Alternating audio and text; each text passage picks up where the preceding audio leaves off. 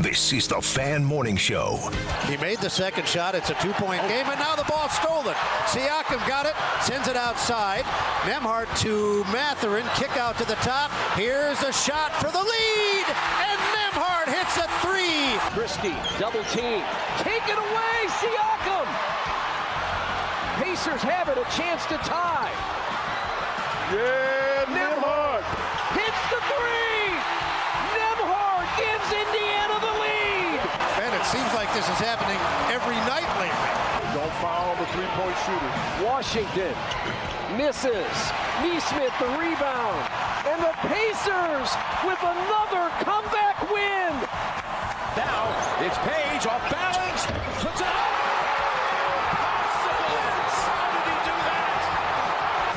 Chance for the Panthers. And he said he wouldn't take a timeout in this situation.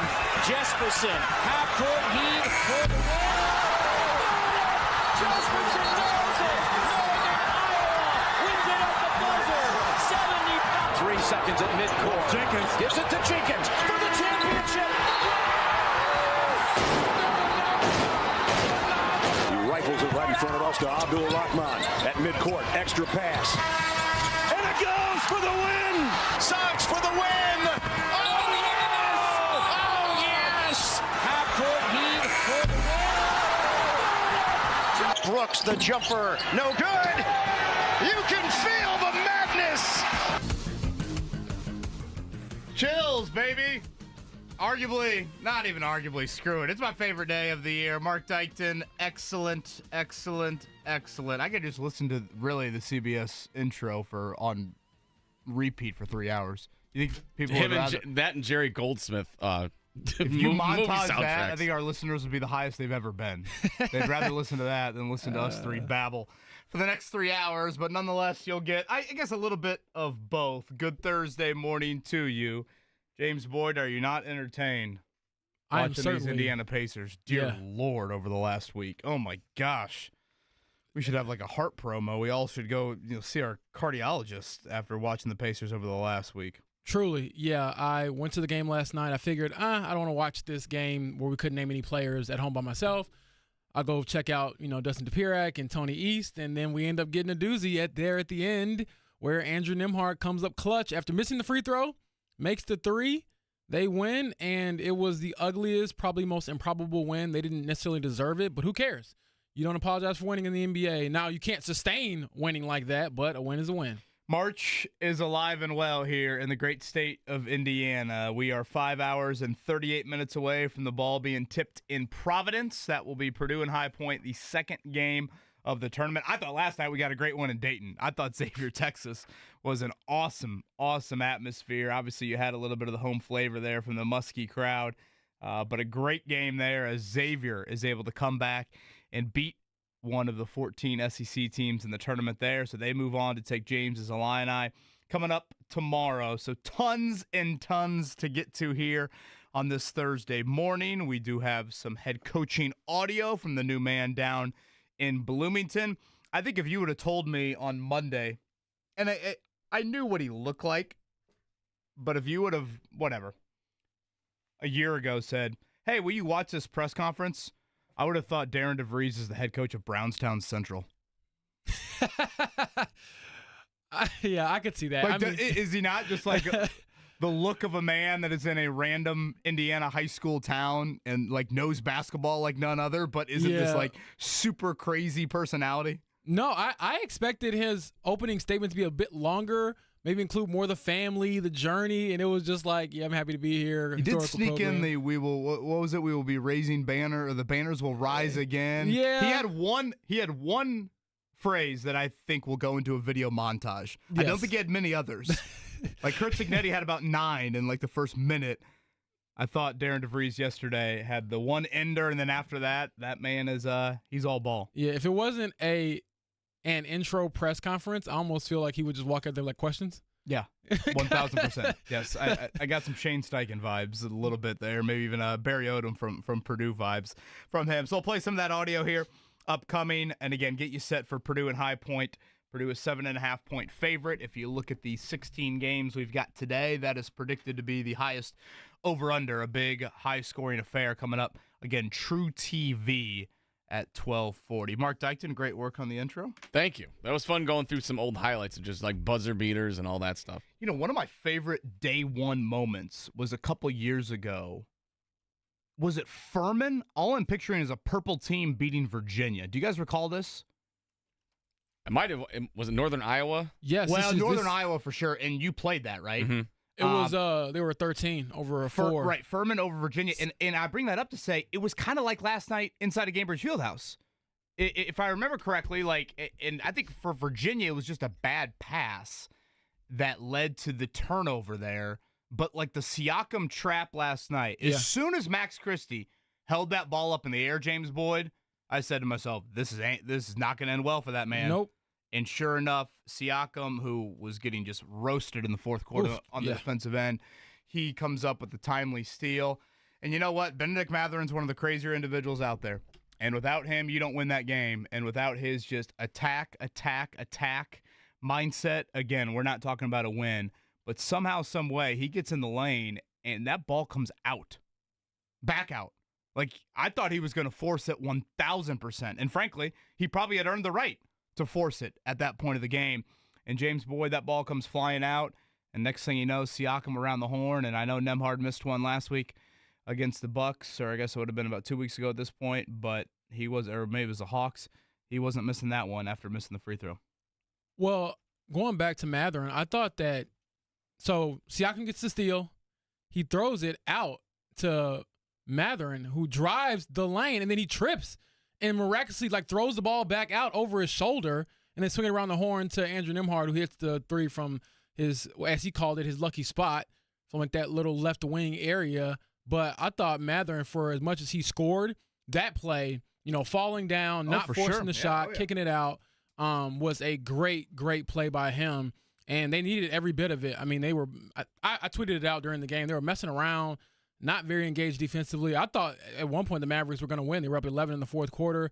Siakam got dunked on super nasty by P.J. Washington. I didn't know P.J. Washington could do that to an opposing player. Every now and then I'm reminded of they're really, really athletic. Even the guys you don't think are that athletic. That's an NBA player. He probably can do that every now and then. And so, again, for them to respond the way they did is a good thing. But I think we'll get into a little bit. The players and Coach Carlisle were definitely aware of we cannot keep trying to win like this. Yeah, I thought Carlisle had good perspective post game. We'll play that clip upcoming there because they're 4-4 since Halliburton has been out, and again Halliburton's played a few games in this 8-game stretch, but they're 4-4. I think he's missed 5 of them, and you have really just had these heroic moments. Obviously, the Halliburton shot last week, topping on Monday. And then what you had last night with Nembhard. Certainly it's not sustained success by any means, but there is an element over 82 nights out of the year. Occasionally these games do arise, and if you continue to show the resilient nature, that deserves to be complimented. Having said that, obviously the 48-minute brand of basketball is going to get you sent home pretty early here. And again, we'll see about Halliburton. It sounds like that was a fall in Milwaukee and why he has now missed here the last couple of games. Was this a back-to-back either-or situation? The Pacers again tonight. They've got Brooklyn there, but man, are you not entertained watching the Pacers right now? 48 minutes of just non-stop drama. That has been pretty par for the course here over the last week or so. Again, it is the Brooklyn Nets now inside of Gainbridge Fieldhouse tonight. It was dry in there for a while because, one, they were up, then they were down, and the fans were not really into it. But I thought the Siakam block, I believe, on Max Christie. That was a big play. I thought Shepard had a huge steal, that too. As well. Yeah. They did in my mind as I'm watching the game, I'm like, man, the Mavs keep splitting free throws. The door is not completely shut just yet. And give credit as well to Aaron Nesmith, who I thought really gave him a shot in the arm there in the fourth quarter. They were down. He had 2 big threes to get him back in it. And obviously he forced the offensive foul to essentially seal the game with free throws. He was part of the trap, too, with Siakam there. Exactly. That dude plays so hard. I tell people all the time, Aaron Nesmith probably gets hit in the face 3 times a game, and he probably hits the floor 4 times a game, and he just keeps going. That is a dude who he's taking full advantage of his opportunity here in Indiana. And, again, it was a collective team effort. It's just I think everyone is aware we kind of not got lucky, but we are fortunate to have this win. And Matherin said it. We'll look back on this one, if it gets tight in the standings, and say this is one that we really are proud of. However, they have to be better defensively. I mean, it was so many straight line drives, Kevin Bowen. I mean, I was thinking, do they have a red carpet out there? Is this like a Matador thing, or what is going on? Like, the points in the paint. Single drive was just straight by a guy to the basket. And again, without Halliburton, I would think that would be a little bit of a better situation for the Pacers. It's not like Dallas lived in transition where, Halliburton would be out there controlling the ball a little bit more. You don't have a bunch of turnover transition opportunities. But nonetheless, the Pacers do win at home. They are now 10 games above 500. Again, back-to-back with Brooklyn coming up tonight. I did have to love this. Last night, some of my closest friends, really, I'm in a group text. 2 of the 3 are Purdue and Xavier fans.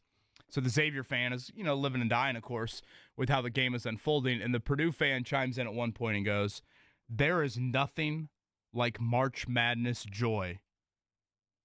Sends a text and then the follow-up text, and I guess sorrow too. I feel like that's like a poem. I feel like that, first off, that probably sums up Purdue fandom like in March over the last, 5, 6, 7 years. But also that's just so true. Of like, I feel like you sit here on this Thursday, and Purdue fans, for example, you have this unbelievable anticipation for the game at 12:40, but it's just such like the nervous tension of like, all you want is a crack at playing in a game to come to Indy. Like, that's what you're playing for today. You win today, you now are 40 minutes away from being inside of Lucas Oil Stadium. And as a fan, if I were a fan of Purdue, like, what? Obviously, you went to the national title game last year. You've certainly felt it, but how cool is that? I mean, you can have a game in your own backyard in the Sweet 16, but yet you also are sitting there being like, holy bleep, I didn't know where High Point was on a map 4 days ago, and now I'm frightened by them pulling off the upset. I mean, it's the joy and sorrow of March that I don't think any other sporting event rivals. No, it doesn't, because you wait all year for it. All eyes are on it, and I think it speaks to how crazy we are as people and how we're just wired, because you sign up for it every year. I know. You sign up. You know what you're in for. It's such a drug, man. But, man, if the joy, and again, I didn't grow up as an Indiana or Purdue fan, but I'll tell you, one loss that still hurts me, which I'm sure Purdue fans can relate to, is the Virginia loss when Carson Edwards went off. I told you I saw Carson Edwards when I was in college. He came to Illinois and dropped 40, and I was like, I'm going to follow this dude for the rest of his career because he's amazing. And I was rooting for him so hard that game, and I thought the basketball guys just took it away from him in that team. And I was so hurt. So there's scars in March, but there is a lot of joy because obviously when they broke through to the national championship last year, the validation of making a deep run, obviously Zach Edey getting validated after the 116 upset, all those things, there's joy too. So you're right. I feel like I'm like at a therapy session right now on this Thursday morning, but it's true. And it's why I love sports. There's nothing like it. I'm looking at the bracket, boys. I've got a 14. I've got a 13. I've got a 12 now that I look at it. I've got a couple 11s here. I've got a little bit of some upset nature to this. Yeah. 2 1 seeds, a 3 and a 4 for me in my Final Four. I've got 8 double-digit seeds advancing. Ooh, boy, that strikes me as a big number. But you know what? If I counted it up, 1, 2, 3, 4. I got both Carolina and Xavier in the Sweet 16. Ooh. I'm all about if you win the play-in, you have momentum. What's your lowest seed? I've got Lipscomb winning today. Shout out to Charlie Williams from Carmel. Iowa State's banged up. Lipscomb, I watched them in the Atlantic Sun title game. They've got this Vich dude. I see, I'm trying to think, you're probably looking at Eastern European stereotype here I'm throwing out here, but that dude can get buckets. 6'8", great shooter. That's my upset. I think that's tomorrow, if I'm not mistaken. Yeah, that's tomorrow. You guys living in Cinderella anywhere? I also have Akron over Arizona. Shout out to John I've got Gross. Akron over Arizona. I've got Grand Canyon over Maryland. Oh, gosh, I can't have that. I've got McNeese beating Jake's Clemson. So I have Drake over... Do you have McNeese beating Purdue, or do you have Purdue in the Sweet 16? Or do you have High Point beating Purdue? I have Purdue winning, but I don't feel good about it. I'll say that. You said that with a ton of reluctancy. I know. I'm debating. I got Purdue moving on and losing to Clemson. Second round. We'll give you some bracket picks throughout the day and get you set. Creighton-Louisville will start things off. That's a great one right out of the gate. 12:15. Again, Purdue and High Point at 12:40. Quite the drama last night inside of Gamebridge Fieldhouse. We'll certainly hit on that a whole bunch and what stood out from Darren DeVries down there in Bloomington yesterday. All of that coming your way. It is March Madness. The bracket of 64 is set. Mark Dykton has broken his microphone. We're ready to go. Shout out to Chris. Listener Chris just sent me this excellent Masters hat clip ball marker. Boys, I'm in heaven. Look at this thing. How pristine is that? He's having a great Let's get a morning. look at that. Beautiful. Chris, thank you very much. Looks delightful. For this. We'll be back. 93.5, 107.5. Kevin Bowen, James Boyd, Mark Dykton.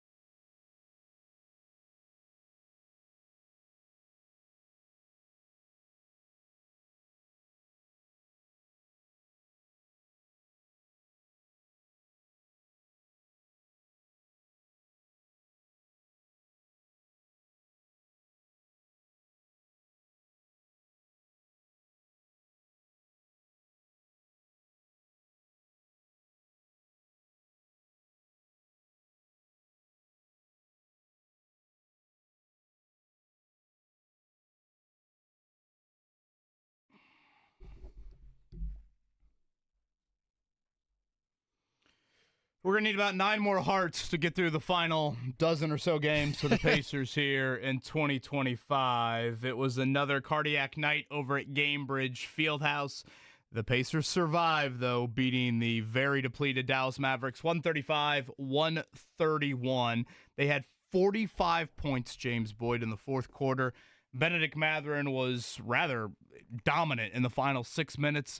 And then the big heroic was a Pascal Siakam steal.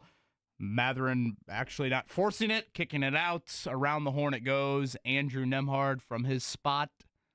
Bang. Just how they scripted it. Just how they wrote it up, Kevin Bowen. They were like, you know what? We're going to mess around for 47 minutes of this game, then come back and win because that's what we do. That's who we are now.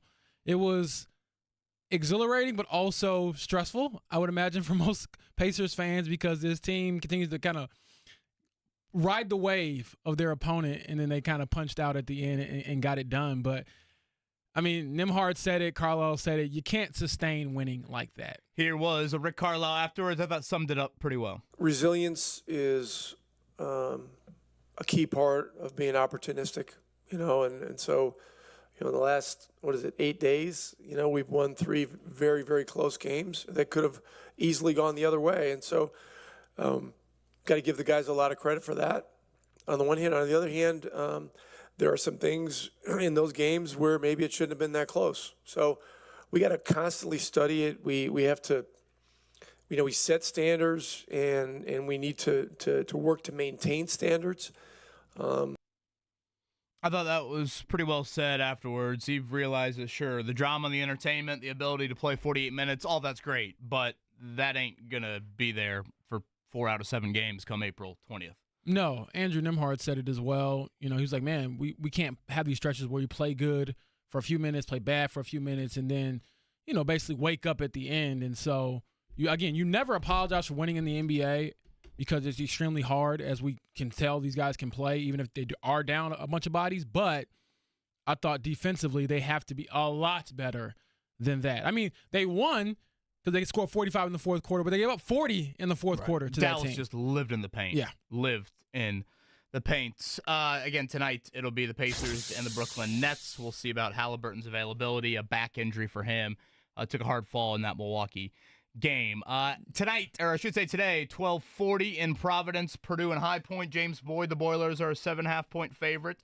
We've talked with Alan Huss, the High Point head coach, earlier this week. Your biggest key for Purdue to avoid the upset? Your stars have to be stars. I don't think you can really squeak out a win if you aren't playing at your highest level, if you're Braden Smith or Trey Kaufman-Wren. But I will say, turning their water off early is a big key. You don't want them to get out and make a bunch of shots. Oh, I've been around a few coaches in my life. I got a few cliches to throw out there. Boy, you sound like a coach ready for a semi-state doubleheader coming up in 48 hours. I mean, I'm ready for it. Sound like Darren DeVries there you go. Yesterday down in Bloomington. We'll play some DeVries clips coming up. Again, Fletcher Lawyer did practice yesterday. You'll notice the sleeve on that left elbow, so something to keep an eye on. But again, non-shooting elbow for him. Last night, great drama out in Dayton. It was Xavier. Ryan Conwell, the Pike product, with 11 points for the Muskies. Big comeback for Sean Miller and company. They advance 86-80. Shout out to former IU player Jerome Hunter. He's been through a lot medically in his life, frankly, but also has stunted, I think, a lot of the basketball career that, he was a very highly ranked recruit heading to Bloomington, what seems like, 5 years ago at this point. He had 8 or 9 points off the bench for Xavier, so they will move on to take on Illinois coming up in the bracket on Friday. And again, our first game today will be Louisville and Creighton. That is CBS 12:15. I think that's one of the juicier first-round matchups. Only other thing I had, James, shout out to Maya Michaelewski of HSE. She is your Miss Basketball winner. A very close vote. Jayla Lampley from LC, Noblesville's Meredith Tippner as well, received a lot of votes. So you don't usually see as close of a race as we had, especially from 3 local products. Off to Indiana next year is Maya. Yeah, I had a chance to see her play when they actually lost to, I believe, in the semi-state. But she can play. She can go. Shooter, right? Yeah, she's a shooter, can drive it a little bit. She has some size. And I was like, oh, I see why you're going to Division I, because everyone in the gym is chanting at you that you're probably overrated or something like that, which lets me know you're probably not overrated and you're a really good player. So shout out there again, semi-state coming up this weekend on the boys' side of it. IndyCar back in action Sunday in Thermal. That is Palm Springs, their second race of the year. And I almost forgot this guy was still in the NFL. It probably isn't smart of me. You see Rondell Moore? You want to talk about see that. electricity. Boy, watching him at Purdue was incredible. He is joining the Minnesota Vikings. Suffered a season-ending injury last year during training camp, was with Arizona for his first 3 years. Never really, I think, fully entrenched himself from a consistent production standpoint. We'll see if he can find a little bit of life there in Minnesota as he has signed a one-year deal with the Vikings. All right, on the other side, what did Darren DeVries have to say down in Bloomington at his introductory press conference? I thought an interesting quote from arguably his mentor, Greg McDermott, as well, and what he's about to get into. And much more on Purdue and High Point coming up today. Round 1 of the NCAA tournament. I am giddy. I am excited. I've got chills. Let's do it. This is the Fan Morning Show, 93.5, 107.5 The Fan.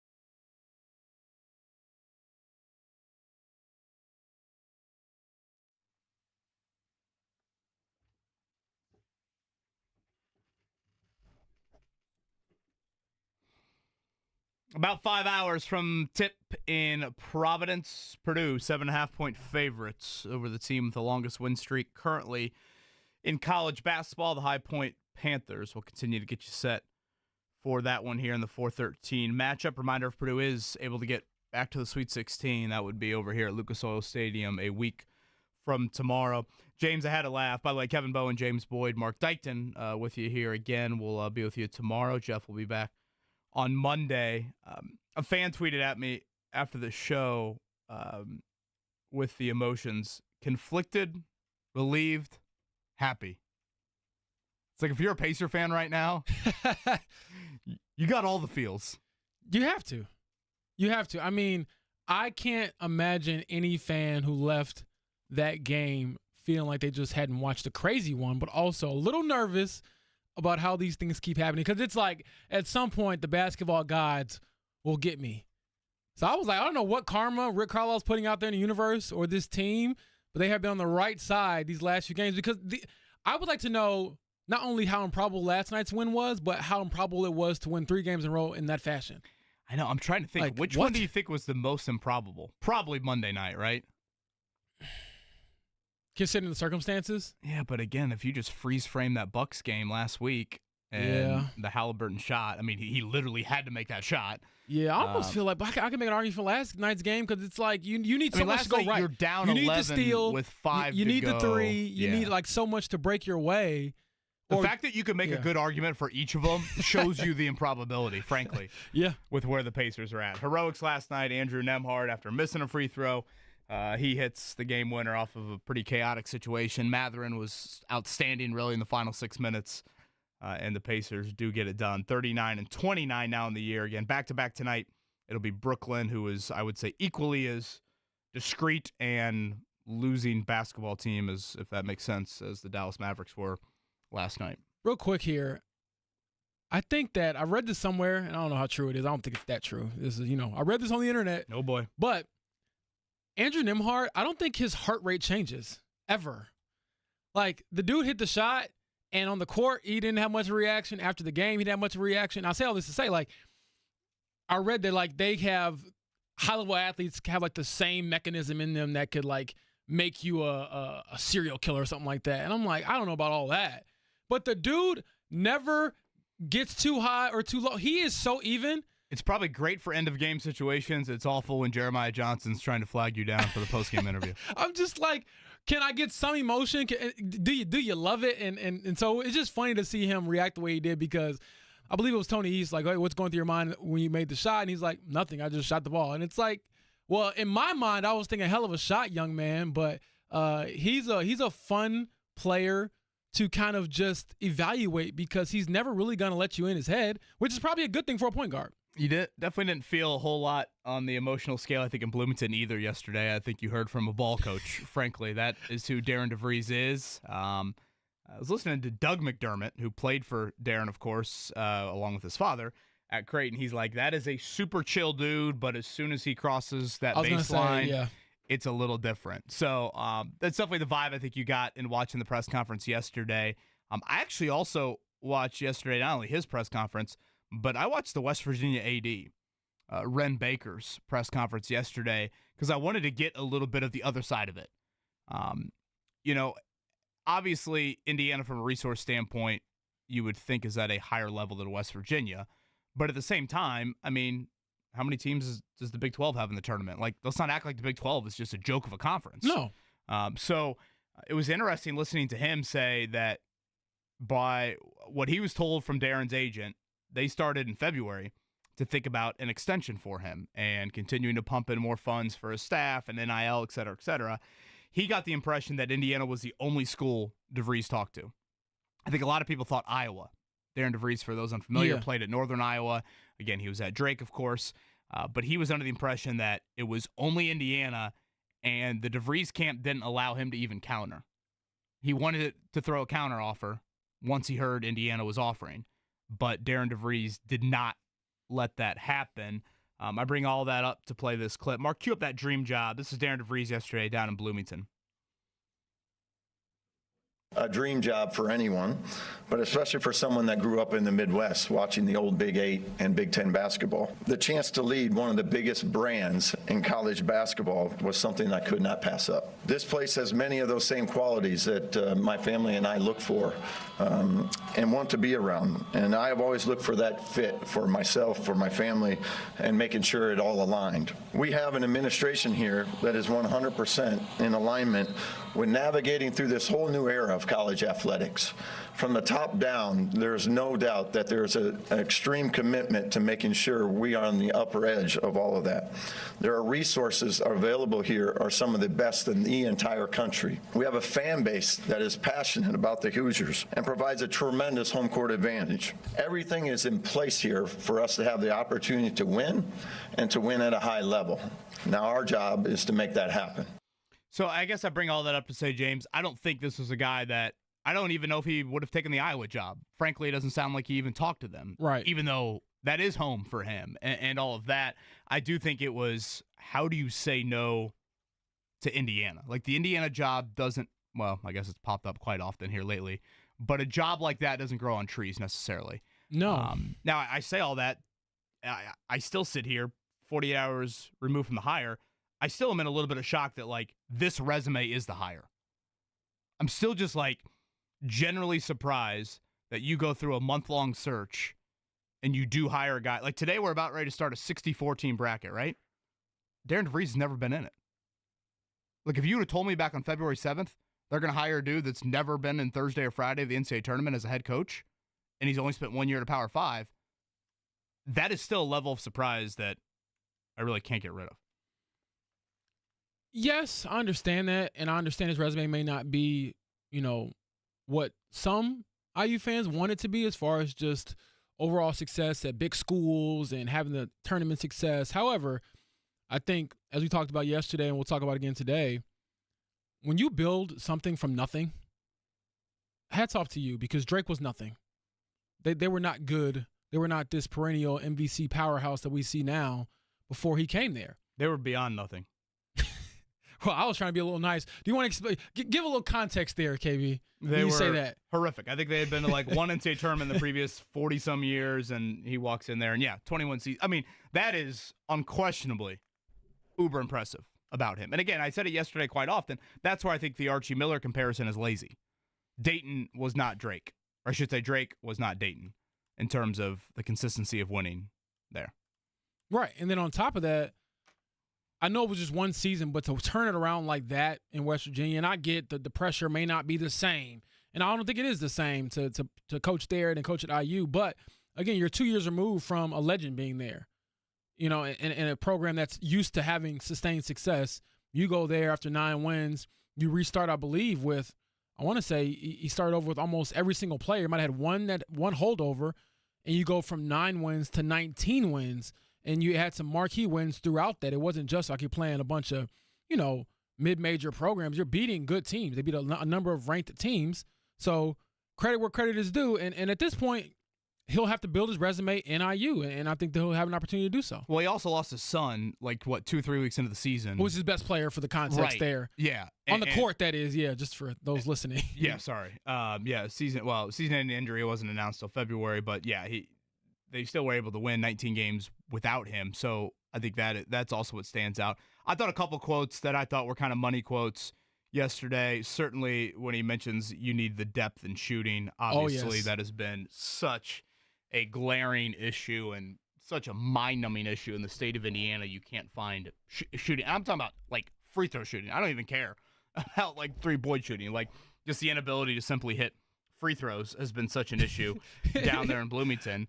But I thought the one quote that really stood out to me was a little bit Matt Painter-like, in that when it comes to roster construction, when it comes to putting a team together, Darren DeVries says something to the effect of, it's not about building with a collection of players, it's about building a team that is able to function together. I heard that too. I think our audience has heard me say quite often, I would argue the biggest skill in a college basketball coach is how do you put the puzzle together.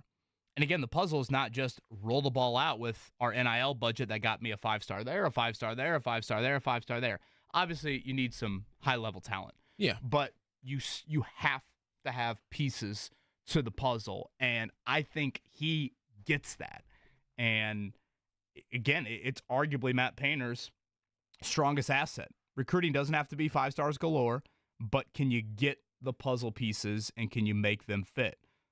So that's where that comment, I think, for Indiana fans, you might not win the recruiting rankings necessarily, right? But that is one that I think you have to like. I also think that IU fans are a bit jaded and scarred, and rightfully so, because it's like, well, we got the big time recruits, we got the high level classes of players, and we still didn't do anything that's worth significance or that's memorable. And so at this point, it's like, well, whoever you put out there, yeah, you might be able to win the crystal balls on 247sports.com and on the recruiting sites, but can we win actual games? And that's been the problem down in Bloomington. I think he's obviously going to try to address that. And I also think it's funny you mentioned KB when it comes to the shot making and how your ears perked up when he said that. It makes me think of Joel Erickson. So I sit next to Joel A. Erickson for most road games on the Colts beat, and whenever a player doesn't tackle with their arms, he'll yell at me and go, James, what can't you run without? And it's like, your legs. And so I'll say all this to say, when you look at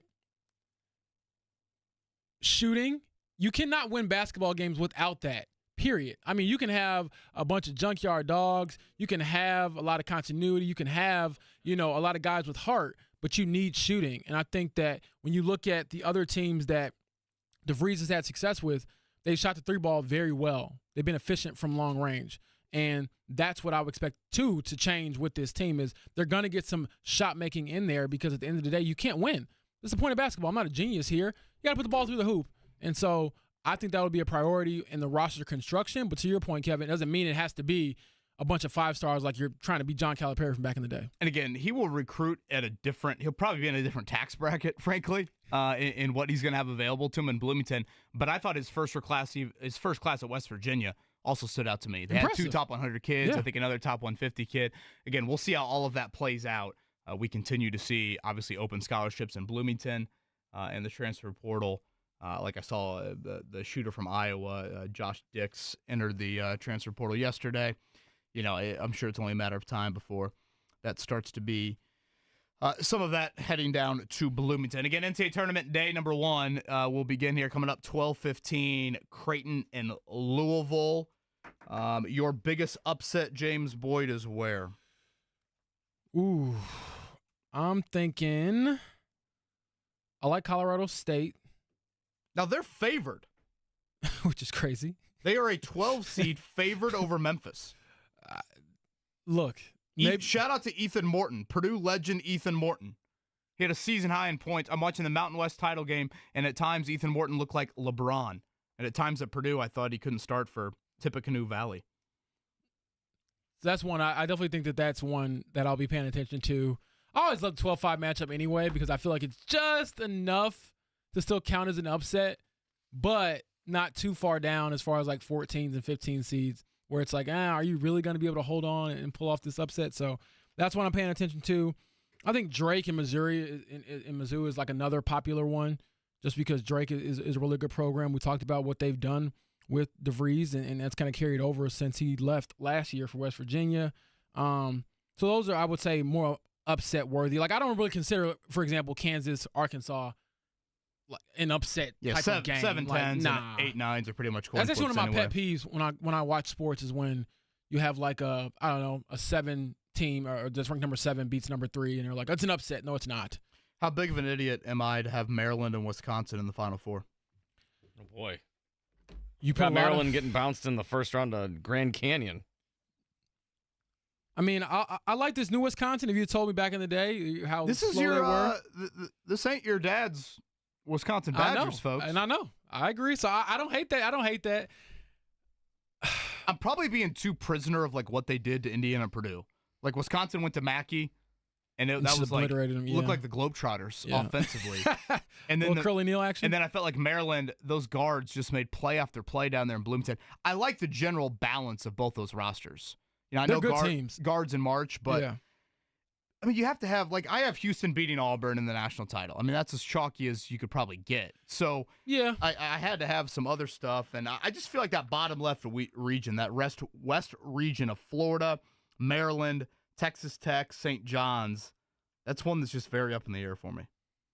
It should be. I mean, that's a really talented group, and I could see a number of those teams going all the way to not only to the final, but winning it.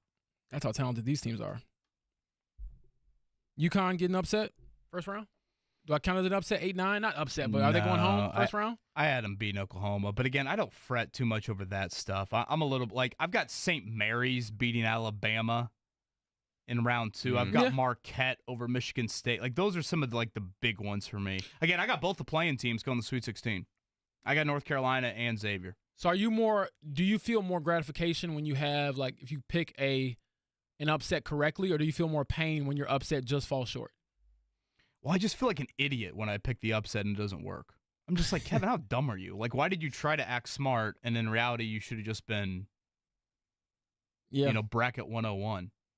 When I was a kid, I would always choose a 16 seed to win, just because at some point it's got to happen, and I got older, I'm like, it's never going to happen. And then, boom, it happened a couple of times since then. So it's all possible, Kevin Bowen. So your longest seed, like your lowest seed going the furthest is who?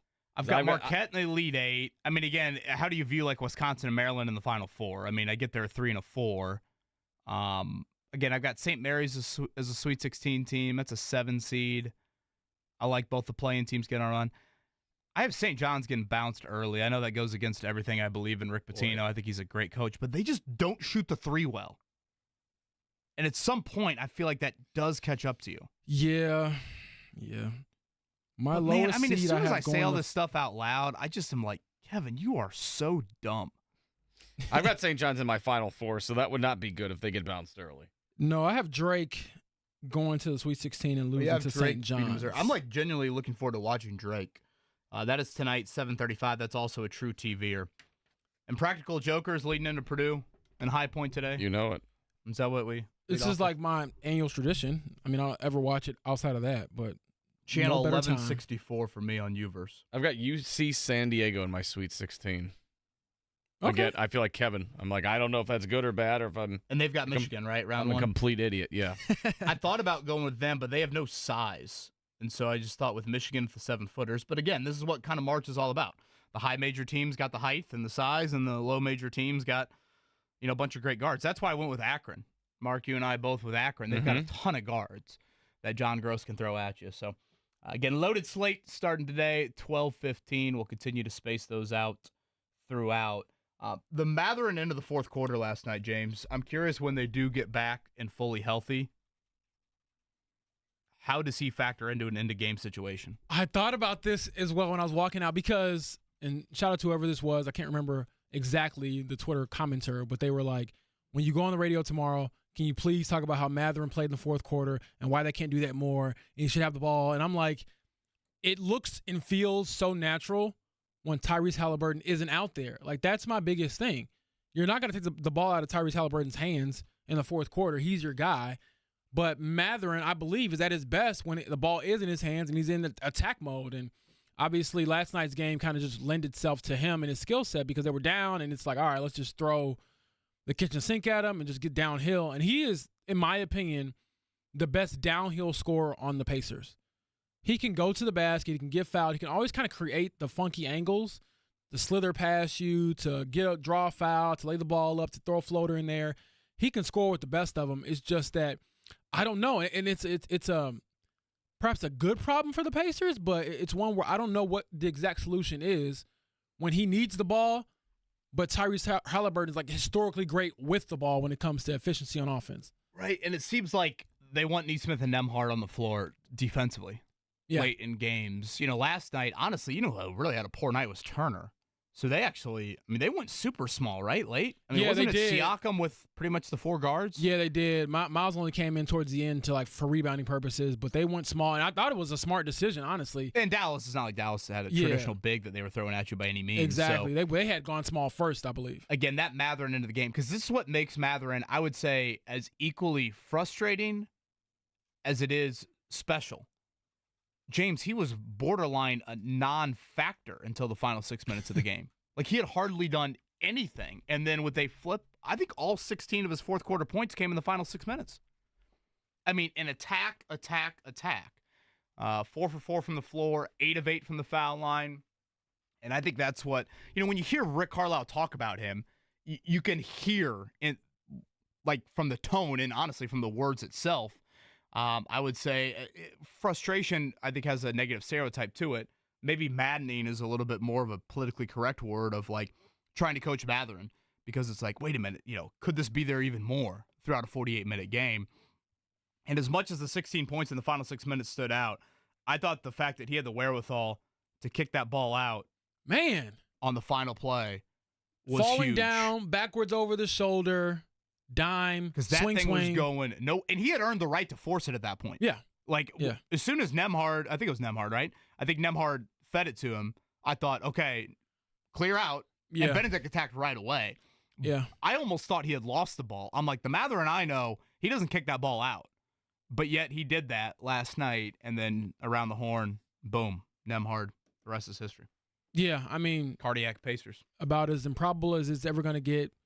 And again, they just give you heart problems until the final buzzer. Even just the pop of the crowd after that shot, Kevin, again, I don't say people don't love sports. I was there to just really watch a game with players that, again, I don't really know that well, outside of the ones on the Pacers. But that was, I think everyone kind of left that game feeling like, all right, I saw something tonight. Maybe it's not long-term good, but tonight it was pretty good. And a huge shot from Nembhard, who, again, that left wing, left top of the key is his spot when it comes to big shots, man. Are you not entertained? That's been the Indiana Pacers here for the past week. Coming up, 8 o'clock hour, much more on the hoops side of it. March Madness begins in earnest today. My favorite day of the year is here. It is Kevin Bowen, James Boyd, Mark Dykton right here at Fan Morning Show, 93.5 on 7.5 The Fan.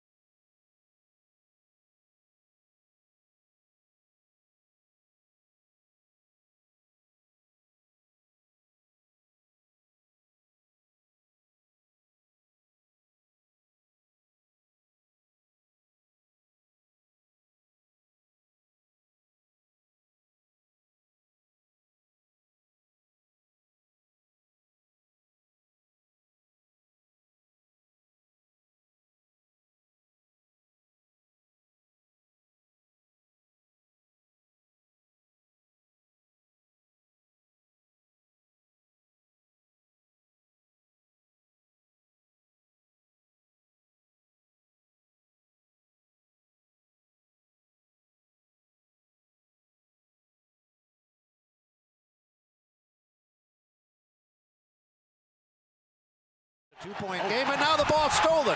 Siakam got it, sends it outside.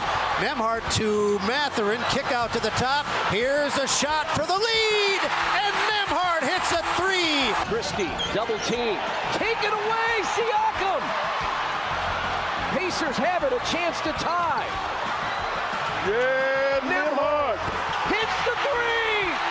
Nembhard gives Indiana the lead. And it seems like this is happening every night lately. don't foul the three-point shooter. Washington misses. Neesmith the rebound. And the Pacers with another comeback win. Now it's Page off balance. Puts it up. How did he do that? Last chance for the Panthers. And he said he wouldn't take a timeout in this situation. Jesperson, half-court heave for the win. Jesperson knows it. Northern Iowa wins it at the buzzer. 75. 3 seconds at midcourt. Jenkins Gives it to Jenkins for the championship. He rifles it right in front of us to Abdul-Rahman at midcourt. Extra pass. And it goes for the win. Sox for the win. Oh, yes. Oh, yes. Half-court heave for the win. Brooks, the jumper, no good. You can feel the madness. Let's bleep and go. Come on. Let's go, Mark Dykton. Excellent. Excellent, excellent, excellent. He's in rare form. Outstanding day one of March Madness is here. We'll wait 12:15. Creighton and Louisville from Lexington. The Boilermakers of Purdue against High Point coming up at 12:40. And again, we'll space these out a little bit here to start before the chaos really begins after that. I am giddy. I'm excited. I've got chills. I have a ref shirt from college, and I used to wear it all the time for Halloween. I'm always tempted to bust it out this time of year. So for anyone whose team goes down, they blame the refs, I just whistle them. No, I don't want to hear it. I don't want to hear it. It's do or die, baby. No excuses. Get it done. That sounds like one of the more punchable things a fan could imagine in March Madness, encountering a ref-clad James Boyd. There you go. Well, I bob and weave pretty good now. I told Mark in the 7 o'clock hour when he played that, one of my favorite, and I think this was the opening day. For some reason, I think it was maybe the opening game of the tournament. It was an early game in the tournament. I know that. It was definitely first round. This is Virginia Furman, and Kevin Harlan's on the call, right? Yes. And you say you have this clip? Go ahead. The initial trap that you're going to get. Along with Cedric are their best free throw shooters. Clark in a straight jacket. Oh, he didn't need to do that. He threw it away. Ping, Padis. Clark will inbound. 2.4. They added a little bit of time. It's Beekman. Good if it goes. Furman is won. That was the Clark kid for Virginia, and not to bring up Purdue PTSD. Hell, James Boyd's already brought up this game. Oh, it hurts before. me. Still. That was the Clark kid who threw the unbelievable pass to Diakite in the Elite Eight round to send Virginia to the overtime. And then a couple years ago, he throws one of the more boneheaded turnovers you'll see.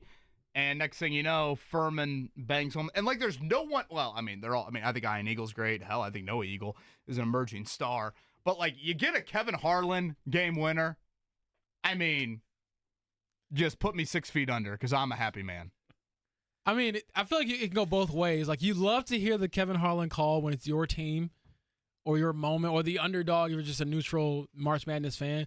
But, man, if he's making that call and your team's going down, put me 6 feet under for another reason. Yeah, I was going to say, Purdue fans might have PTSD when they hear Andrew Catalan's voice lead them in today and be like, wait, this is the same dude that had the Fairleigh Dickinson call from a few years ago. I cannot wait to get things underway. Again, Fletcher Lawyer did practice yesterday for Purdue. Left sleeve on that elbow, black sleeve on that left elbow, I should say. Again, non-shooting. That, to me, I'll be watching James. And then I assume Braden Smith and Trey Kaufman-Renn will bounce back emphatically. You remember how they bounced back from Indiana? Yeah. That UCLA close a few weeks ago. Your big three, I think they were like 14 of 48 against Michigan last time out. So I have really no issue there. I do think the question is, can you keep High Point? And this is just a Purdue question, frankly, probably more than a High Point question, but High Point does this very well. they live in the paint. Their guards will drive you all day long. It's why they're one of the better scoring offenses in all of college basketball, and that has been a Purdue issue. So as much as they might not have this, again, they have a 7-footer, but it's not like they have this, all-athlete, front line that's going to throw a bunch of bodies on you offensive glass-wise, but they can drive you, and that will certainly be a big, big focus for Purdue today. Yeah, no, when we talk to the High Point coach, one of their best players is Keza Jiffa, guard from overseas, actually from France. And I think, again, it's like an off-brand peanut butter. I mean, you better hope he's off-brand tonight because he's been one of their best players this season. So keep an eye on him, keep him out of the paint. And I think a lot of times, it's not rocket science, I'm not a genius here, but most upsets, I would say, when they occur, are because of really high-level guard play by the underdog team. And so if you can kind of get into their skin and disrupt them at the point of attack, that bodes well for you all and your defense and your overall control of the game, because you don't want, these guards getting to the lane, start getting shooters open, because you can look at percentages all day. But as my pops always tells me, all you got to do is shoot well or great for one day, one moment. Make a few shots you probably don't make on a normal, night in whatever, November, and you could be advancing in March. And so I think but the Purdue Boilermakers will be very aware and very on high alert just to make sure they handle business. Well, there's no greater poster child of that, get hot in March, than VCU when they made the Final Four run. I think that Shaka Smart team, I believe their 4 best three-point shooting games of that season were the 4 NCAA tournament games on the way to the Final Four.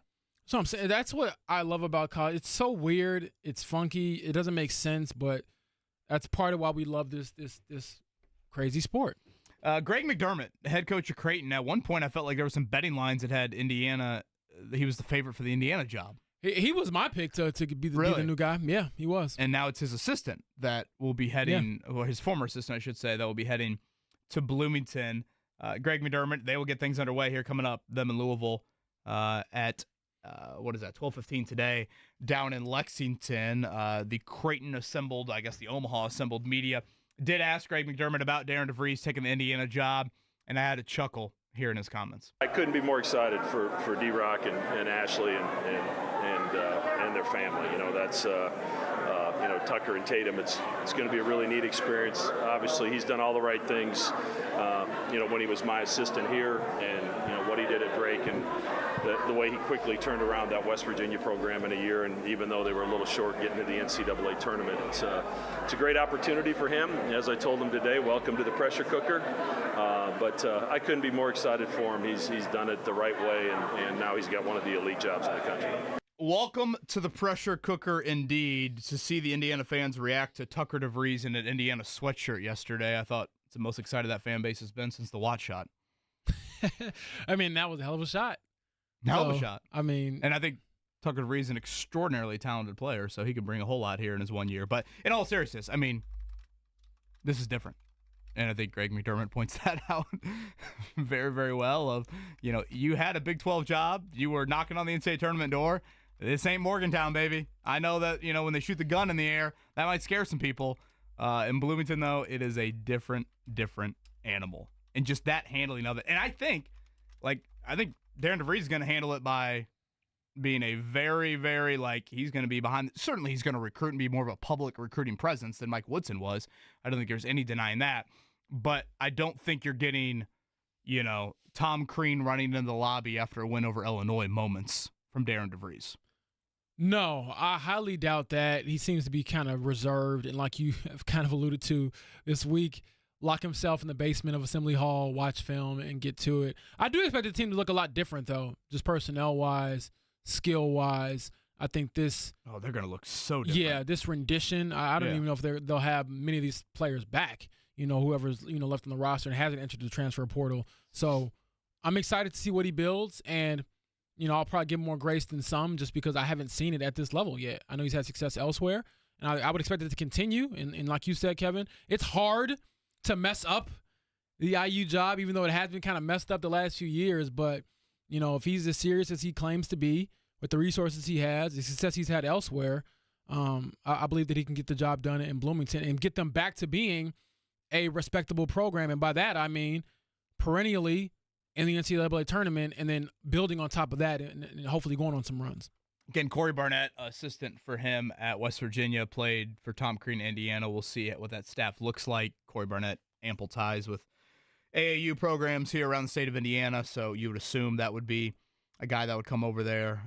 But the portal madness will begin for Indiana, and in very fitting March fashion, that's typically where Indiana fans have had to reside right now as Purdue fans get ready for a tournament game. We'll continue to talk a little Pacers upcoming here. I do want to go, we didn't get a chance to talk really any Colts yesterday, James, and I know we touched on this briefly last week, but you wanted to bring out the audio of Travaris Ward with actually John.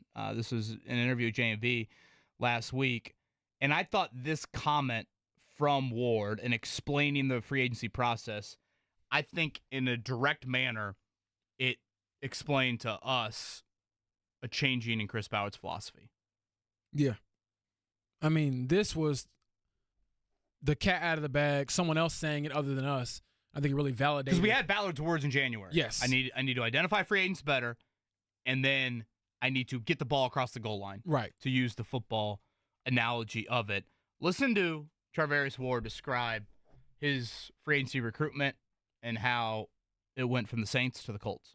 And how quickly did this entire deal and the interest from the Colts, once free agency began, come together? It actually kind of, I'm not going to say it kind of surprised me, but originally I thought I was going to New Orleans because the deal was almost done.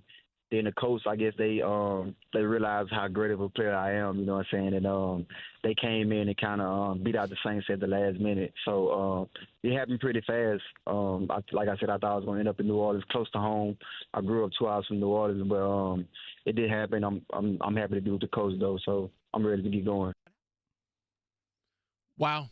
I mean, who kidnapped Chris Ballard and cloned him? Because that, to me, sounds like a new philosophy. And Travaris Ward did not give away specifics as to what put that deal or this recruitment over the top to come to Indianapolis, but his contract kind of speaks for itself. 3 years, $60 million, $35 million guaranteed. The Colts don't do that. No. Well, you know what's funny? I thought about a couple things when he was relaying that story. Daniil Hunter last year. By all accounts, the Colts made a very aggressive offer for the defensive end in free agency coming over from Minnesota. He ends up inking with Houston, which is his hometown. Yeah. So in a way, I kind of look at this in a similar fashion of, okay, you have a guy that has not played near his hometown in his NFL career. Now he has an opportunity to go there. And, let's just be honest, Travaris Ward's had a lot of horrific family things happen. You would, that would be even, I think, more of a gravitational pull to wanting to be close to home. So how do you separate yourself? How do you be, and I think anybody can speak to this from a business standpoint, of, hey, you're going to move. You're going to have to move. Well, how do you sweeten the pot? And I think Ballard often, James, has been too stubborn in saying, I'm going to walk into the free agency grocery store, but these are the prices that I have written down. And if I see anything that is not at the price level that I have written down, then I'll walk back out. And we won't eat Dino Nuggets in the Boyd household tonight. But if the Dino Nuggets are 50 cents more expensive, then I'm not dabbling in that. And this is saying, well, this is the market that free agency is. You can't set your own prices. Sometimes you got to play the game. Sometimes you got to sometimes it's a garage sale and you've walked in at the same time as Mark Dykton and you guys are going back and forth and trying to want something there. So I think it is important to be open-minded and not be stubborn. I think it's how they lost to Nico Autry, frankly, a few years ago when he went to the Titans. Yeah, I went back actually before free agency to kind of, because I wasn't on the beat yet, to learn how it all went down. And the quotes that the Nico Autry gave, Titans.com at the time, they knew what they had. They moved on from me. It felt personal to him. And then seeing what he signed for, he wasn't even a very expensive player. So I think, and he said that. Chris Ballard said at the end of the season, Justin Houston getting away from them, the Nico Autry, those were miscalculations is the word he used. And what was confusing, too, is that was your own. That was a guy that thrived with you. Yeah. And his affinity for guys on his own roster. But real quick, I want to throw out there, you asked Chris Ballard at the Combine about free agency, his approach, And this quote keeps coming back to me. He said, "There's been times when I wish I would have done just a hair more to get a couple players that we were heavily involved with in free agency. Maybe if I would have pushed a little bit more financially, it would have." And he kind of like goes off on a tangent. I think that's probably the biggest difference. Like sometimes you just got to finish it. Yep. And so when I hear those words and I see $35 million guaranteed and I hear Travarius Ward saying, I was almost very close to signing with the Saints. To me, if you read the tea leaves, I'm like, man, I wonder how much guaranteed money was involved in this to just get him here. And he is, aside from the family tragedy and assuming he can get his mind back and get his joy back for the game, he is an elite talent. I talked to our guy, Ted Wynn at The Athletic, a film analyst. I actually put the piece out today. I was asking him, he watched a lot of Travarius Ward on the West Coast because he lives out there. And he told me, hey, this guy can play man, he can play zone, and he can be dominant at both. He wouldn't put him in the same tier as like Derek Stingley, who just got the huge extension, or Patrick Surtain, who's the defensive player of the year from last year. But he was like, he's a tier right below that who can still shut down the number one receiver and basically take away a part of the field, which the Colts haven't had. And so I think that is why they went out and got him. And I honestly encourage you all, not during the show, but I don't know if you saw this, Kevin, but Lou Anarumo just did a film breakdown with J.J. Stankovic for Colts.com on some tape of Travarius Ward, which is very interesting. It was about 3 or 4 plays they went over of how he kind of executed, why he was, successful. And I thought that was very enlightening of how the Colts might use him, whether it's press man, whether it's some zone looks, and just different exotic things that Lou Anarumo is known for doing, which is switching up the defense. So I'm excited to see how he fits in Indianapolis and just the mindset as well. He is a dog. Benedict Mathurin is another dog. He mentioned it last night with his mindset in the fourth quarter. I think that's the same way Travarius Ward thinks when he lines up against another number one receiver. Well, in that video, too, Anarumo mentions we need to play stickier coverage. Yeah, the word he used was tight. Tight. And I was like, man, that's like music to the ears of Colts fans right now. That's, Whitney Houston singing a national anthem music to Colts ears, frankly, with that. Coming up in a bit, Scott Agnes. It was a busy night of hoops. It is a busy day of hoops. Mark Dykton, let's check it down.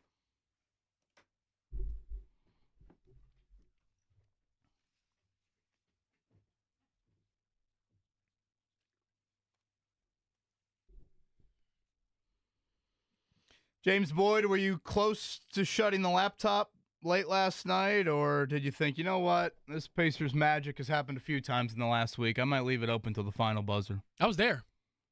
Right. I mean, were you on Media Row, like thinking about closing the laptop, saying, okay, I can start packing the bag I was thinking that. I had the bag packed. I'm like, they're down 11, and I'm not writing a game story off of it. Because Tony East was tagging Old Takes Exposed. He was like, I've already said the Pacers are losing this game. I was sitting next to him and Dustin, who were all like, man, this is a bad loss. And then they were like, not so fast, young men. And so I was not envious of them last night because I didn't have to change my game story. That was all them. Well, you throw in a lot of Mathurin in the final 6 minutes, and then you throw in a chaotic sequence where Pascal Siakam helped force a steal, him and Aaron Nesmith, and then around the horn it went after Mathurin made the right decision to kick it back out, and Andrew Nembhard hits a huge left wing three, then an offensive foul called on Jalen Hardy there. Kind of put the game on ice, and the Pacers once again had the late game heroics that is now 3 times in the last week. Halliburton had a game winner, Obi Toppin, and now Andrew Nembhard. Not the prettiest looking 48-minute effort by any means, but nonetheless, it was a victory. They will play again tonight. Very similar situation, I think, honestly. Brooklyn's got a bunch of random dudes. The Pacers are favored by nearly double figures. We'll see about the availability of Tyrese Halliburton, as he is missed, 2-3 in a row now with a lower back injury. 12:40 today, True TV, Purdue and High Point. James Boyd, we've talked about this game all week long. It is supposed to be the highest scoring game of any in the opening round. Alan Huss, the High Point head coach, joined us earlier in the week. They've got a lot of guards. One thing to note, I've mentioned this quite often, High Point has played nobody. I will continue to reiterate that with their schedule. But they do have a roster of dudes that have come from big conferences. Yeah. They've got a Kansas guy, a Texas Tech guy, a Mississippi State guy. So, at one point in these guys' careers, they went in against some elite talent. I don't know if that's something that's worth pointing out here before we get to tip time here in about 4 hours. Mark, did you know they have a cutout of Kevin Bowen in their locker room? Oh, really? Yeah, they do. They're like, this guy doesn't believe in us. And so they're going to punch him on the way out and then go out there and try to pull it off. It'll be like the Notre Dame play like a champion, but it'll be a punch to Kevin Bones' grill. They have played nobody. Quad 1 and Quad 2, they have played one opponent. Purdue's played 27. Hey, they get a shot at it tonight. They get a shot at it. That's what March is all about. And, again, 7.5-point favorite, Purdue over High Point. Other items of note, shout out to the Xavier Musketeers. Shout out to Dana's, a great bar there on the Xavier campus, or I should say very close to the Xavier campus. What a game it was last night over in Dayton. It kind of felt like Centos Center North there as they make a roaring comeback in the second half, defeat the Texas Longhorns. So they are now in the big bracket. They will get the Fighting Illini coming up on Friday. Some local flavor indeed. Ryan Conwell. Really enjoyed him on with John earlier this week. 11 points for him. Is IU going to throw the bag at Ryan Conwell? They might. Would that be his fourth different team in 4 years? Look. South Carolina to South Florida, Indiana State to Xavier to Indiana. As I told you, you cannot put loyalty in the bank. You can't put cash. He'll be wearing a Xavier jersey for at least one more game. Jerome Hunter, speaking of Indiana, he's been through a lot medically in his basketball. Frankly, it's just his life. Cool to see him still playing. And on this first day of spring, he was able to come off the bench last night, give them 9 points. That was a great game. Great atmosphere there. Mount St. Mary's over American in the first game. Boys, your favorite Thursday game here as we get ready to tip things off coming up at 12:15 is what? I mean, obviously, I'll be locked into the Purdue game just because of the proximity. But I would say, man, that UC San Diego Michigan game is the one where I'm like, man. Gosh, I wish that game was earlier, man. I know I sound old. I'll be watching it and struggling tomorrow morning because that's of it. That's a 10 p.m.er. And that's approximate. You know, all these tip times are another 20 minutes after. Yeah, I'm hoping to get a power nap after the Purdue game, but I'm lying. I'm not going to do that. I'm going to watch every single game. Mark, you got a favorite? I think the opener is pretty good. Creighton, Louisville. I think that's a pretty solid opener. Oh, how could I forget Arkansas, Kansas? I was going to say, how about the CBS at 7:10? There's a reason why CBS they put that in the standalone. Bill Self, John Calipari. I think Missouri Drake also tonight, just to see Ben McCollum and Drake. It's a 30-win team, a couple 30-win teams in UC San Diego. So selfishly, I've got eyes on the Georgia Gonzaga game because I have Gonzaga in my Final Four. So I really need them to come out. I like it. Are we going over? I've shared my Final Four. I gave mine. I don't know. Mark, maybe on the other side, or once we get through Scott Agnes. Okay, sounds good. Yeah, we'll throw that your way. Coming up next, he is the cover of the Pacers and Fever for Fieldhouse Files. Scott Agnes joins us next.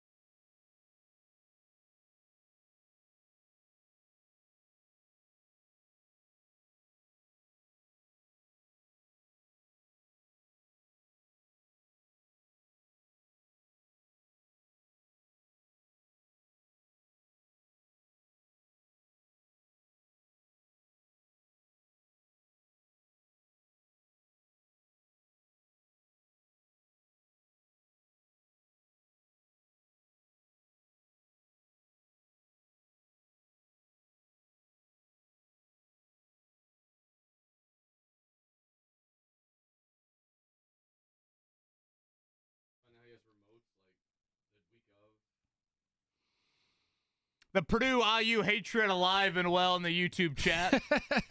Nothing says day one of the NCAA tournament like that. James Boyd, I know you're loving it. Oh, it's hilarious because they're just going back and forth, and then I'm like the middle child because they're like, Illinois, don't you start. And I'm like, I can't say anything. We haven't went on a run in a while. Obviously no national championship, so I just got to sit there and watch the interstate hate. Scott Agnes, diehard IU fan. He'd be a good person to ask. Scott, if this bracket plays out in the Midwest region based off you go seeds, with this question, man. Which, again, we'll obviously see how this weekend happens, but you could get a matchup next Friday inside of Lucas Oil Stadium of Kelvin Sampson against Purdue. As an IU fan, you root for who in that game? The Fighting Jarris Walkers. There you go. What a great. See, that is a beat writer right there, okay? You see that pull? So the Purdue hatred is more than the Kelvin Sampson hatred? I think so. Yeah. Yeah, I mean, and the only thing worse would be Kentucky. So Kentucky is more hateable than Purdue? Yeah. I think it's one of those situations where I get rooting for the conference, but that doesn't replace a rivalry. In my opinion, you can't right? be. Thank you for saying that. If you're Duke and North Carolina, you're rooting for the conference, but if it's one of those teams, you're like, absolutely not. And that's how it should be. You can't be flying the Big Ten flag inside of Lucas Oil Stadium coming up. There's no way. I believe Rupp next year, right, Scott? I thought Darren DeVries said that yesterday, right? Indiana, Kentucky, that series starts next year. I think it goes. Does it go Rupp, Lucas Oil, Rupp, Assembly Hall? Is that right? Off the top of my head, I want to say IU is last, like of the four, but I'm not 100% sure on that. I think it's at Rupp, Lucas Oil, at Rupp again, and then Assembly Hall. I'd be surprised. I think it's 2 Lucas Oils. I think. I thought Assembly Hall got in there for one of them. Mark, will you double check that IU Kentucky series? I did like that from Darren DeVries yesterday, by the way. That I think you mentioned yesterday, Kentucky Marquette on the schedule for next year. He wants to add 1 or 2. I thought the non-conference schedule. Not to take this into it, take it wherever you want, Scott. But I thought the non-conference schedule was a huge issue in Indiana missing the tournament. Yeah, well, first of all, my reaction initially is we've tried so long to get this series back, and neither coach now is experienced in it, right? So Mike Woodson, Archie Miller, nope. John Calipari, nope. So all that drama was for nothing, and you got to remember the series and the rivalry is always greater than one person, and that's why it's so good that this series will be back. It's just we're 10 years too late here. Like, what are we doing? It needed to be back a while ago. Now, in terms of the non-conference, I would agree it needs to be boosted somewhat. I also come for the standpoint here is I feel like generally the committee and I have a hard time with the selection Sunday just because of it's so subjective. I love the fact that we know in the NBA what the records mean, what the tiebreakers are, and you're in or you're not, versus it's very difficult and very different for the NCAA, and you do need some non-conference, but some have shown you don't need too many good ones, and so why penalize yourself, especially when playing in the Big Ten Conference throughout? I do think it needs to be a little bit more of a balance, so like you said. All right, this Indiana-Kentucky basketball series. In 2025, we're at Rupp Arena in Lexington. 2026 is Lucas Oil. 2027, back at Rupp. And then 2028, Assembly Hall. God, okay, you were right. I was surprised by that because why would you give 2 Rupp Arenas? I know. It's better than nothing, but that's still frustrating. Even the one at Lucas Oil. I get it'll be a great atmosphere, and the place will be rowdy, and downtown will be electric, and it's probably good for us. But I would wish all 4 would be on campus. Absolutely, especially as we were seniors there when that shot went down, and that was, at least for me, that was the highlight of my college experience, given all we had been through from a sports perspective, the worst 4 years in program history. That was a highlight of a college moment, and I hate so many of these students haven't had that, and even the ones right now have to wait 4 more years to get to that point.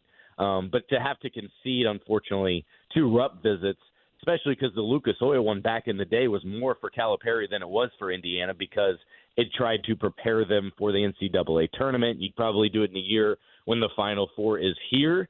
I'm just glad it's back on, and that's all that really matters. I know you mentioned having a chance to see some crazy shots, or at least one crazy shot during your IU experience as a student. How about that crazy shot last night from Andrew Nembhard, Scott Agnes? What do you think of the resiliency of this team over the last 8 days? I mean, 3 improbables by the skin of your teeth wins. Mm-hmm. Yeah, absolutely. All very different. The last 4 wins by a total of 9 points, when last night, realistically, that should have been a 15-point win done by the third quarter and the starters sit going into tonight in a perfect case scenario, right? The fact that the Mavericks only had 8 players available. But Nembhard is, here's a funny note for you. Nembhard leads the Pacers in technical fouls more than double anybody else on the team. I don't think anybody would have guessed that in the first 5 guesses, given the competitiveness and the star power of a couple players on this team, which I think kind of highlights his silent confidence and his silent competitiveness, because we know Matherin's an outwardly competitive guy. I think Nembhard's more reserved, but it can come out in these big moments, and this is one of the latest examples. Obviously, the number one, James, as we all remember, was during the postseason last year. That was just a massive shot from that left arc. Scott Agnes, Fieldhouse Files, with us here on the Payless Liquors Hotline. Scott, Tyrese Halliburton's injury situation, what do we know, and do you think this is just a little maintenance with the back-to-back, or do you think this is something that, given it is the back, it could linger a bit? Yeah, I think with backs you're always concerned, and I'm always concerned too lately with him, just given the fact that all his injuries are essentially connected, right? A hamstring goes to a hip flexor, goes to a low back. One thing leads to the next. So that's the most alarming thing to me.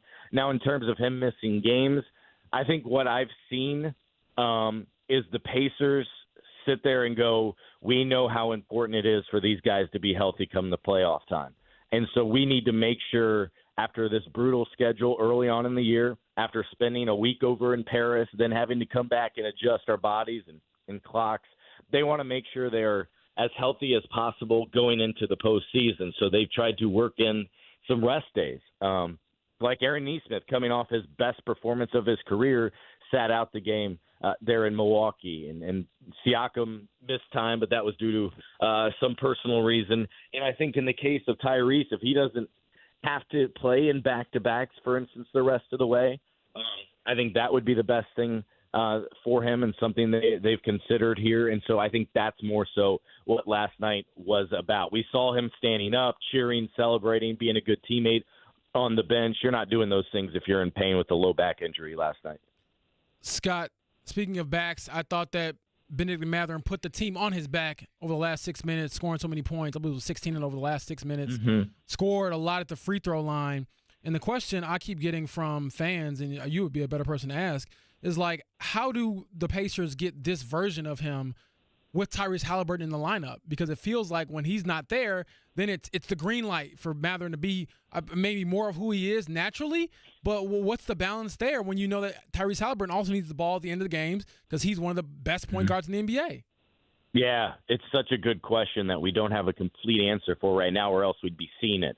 The challenge, and that's why I actually, James, like him off the bench more, because he can be that dominant scorer. He can be the go-to guy off the bench, whereas I think more so with that starting unit, he's the third option at best behind Halliburton and Siakam. I mean, you look at the numbers post-game, and it's just remarkable when Halliburton does play, how much the ball is in his hands, how many passes he makes when he's out there. And Ben plays a little bit differently. That's where I try to give him and then Siakam credit, because they play more of a slow, methodical attack, try to get fouled offense, whereas led by Halliburton, they really try to race it up to 4. They really try to score in that first 8 seconds and try to catch the defense on their heels. But that is absolutely a concern, and something this coaching staff will have to figure out, especially long term. And I know that's why a lot of Pacer fans are pushing for him to start, because they're sitting back and saying, all right, we want to go places, and it's clear this team needs another big, high-powered engine-type player like Mathurin in the playoffs, who, by the way, at this time of year had shoulder surgery, was not performing or playing at all. So this is special for him to, I think, be out there with his teammates and contributing. But that's got to be something that they are able to figure out, I think, going into next season, James, and in order to maximize their talents and both rise to a level where they can play at that high-powered offense while not sacrificing too much defensively, because that's the other thing in the equation. Scott, how close are we to fever training camp? Are we like a month away, a little bit more than that? Yeah, we are. Yep, just over a month, which is remarkable, given it feels like there hasn't been too much of an off-season, given the bevy of news and updates, and then how much the roster, front office, coaching staff has been completely transformed. Scott Agnes, Fieldhouse Files, right here on the Payless Liquors hotline. Scott, as always, thank you for waking up with us. We appreciate it, and we'll chat with you next Thursday. Yeah, absolutely. Thanks, guys. Scott Agnes right there. On the other side, what do these brackets look like? We'll try to make sense of it. And Darren DeVries, what did the new IU head coach have to say? Yesterday's introductory press conference. We'll play a clip or two from that as well. This is the Fan Morning Show here on March Madness Day 1, one of the greatest sports days of the year.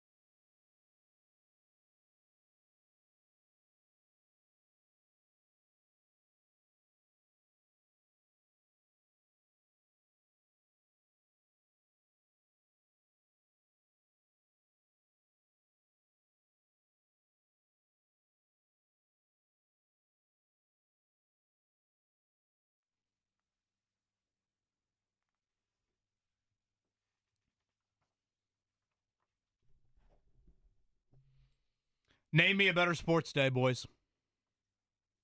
Super Bowl Sunday? Possibly, but even then, I don't know. Because if you're not interested in the two teams playing, then you might not be watching.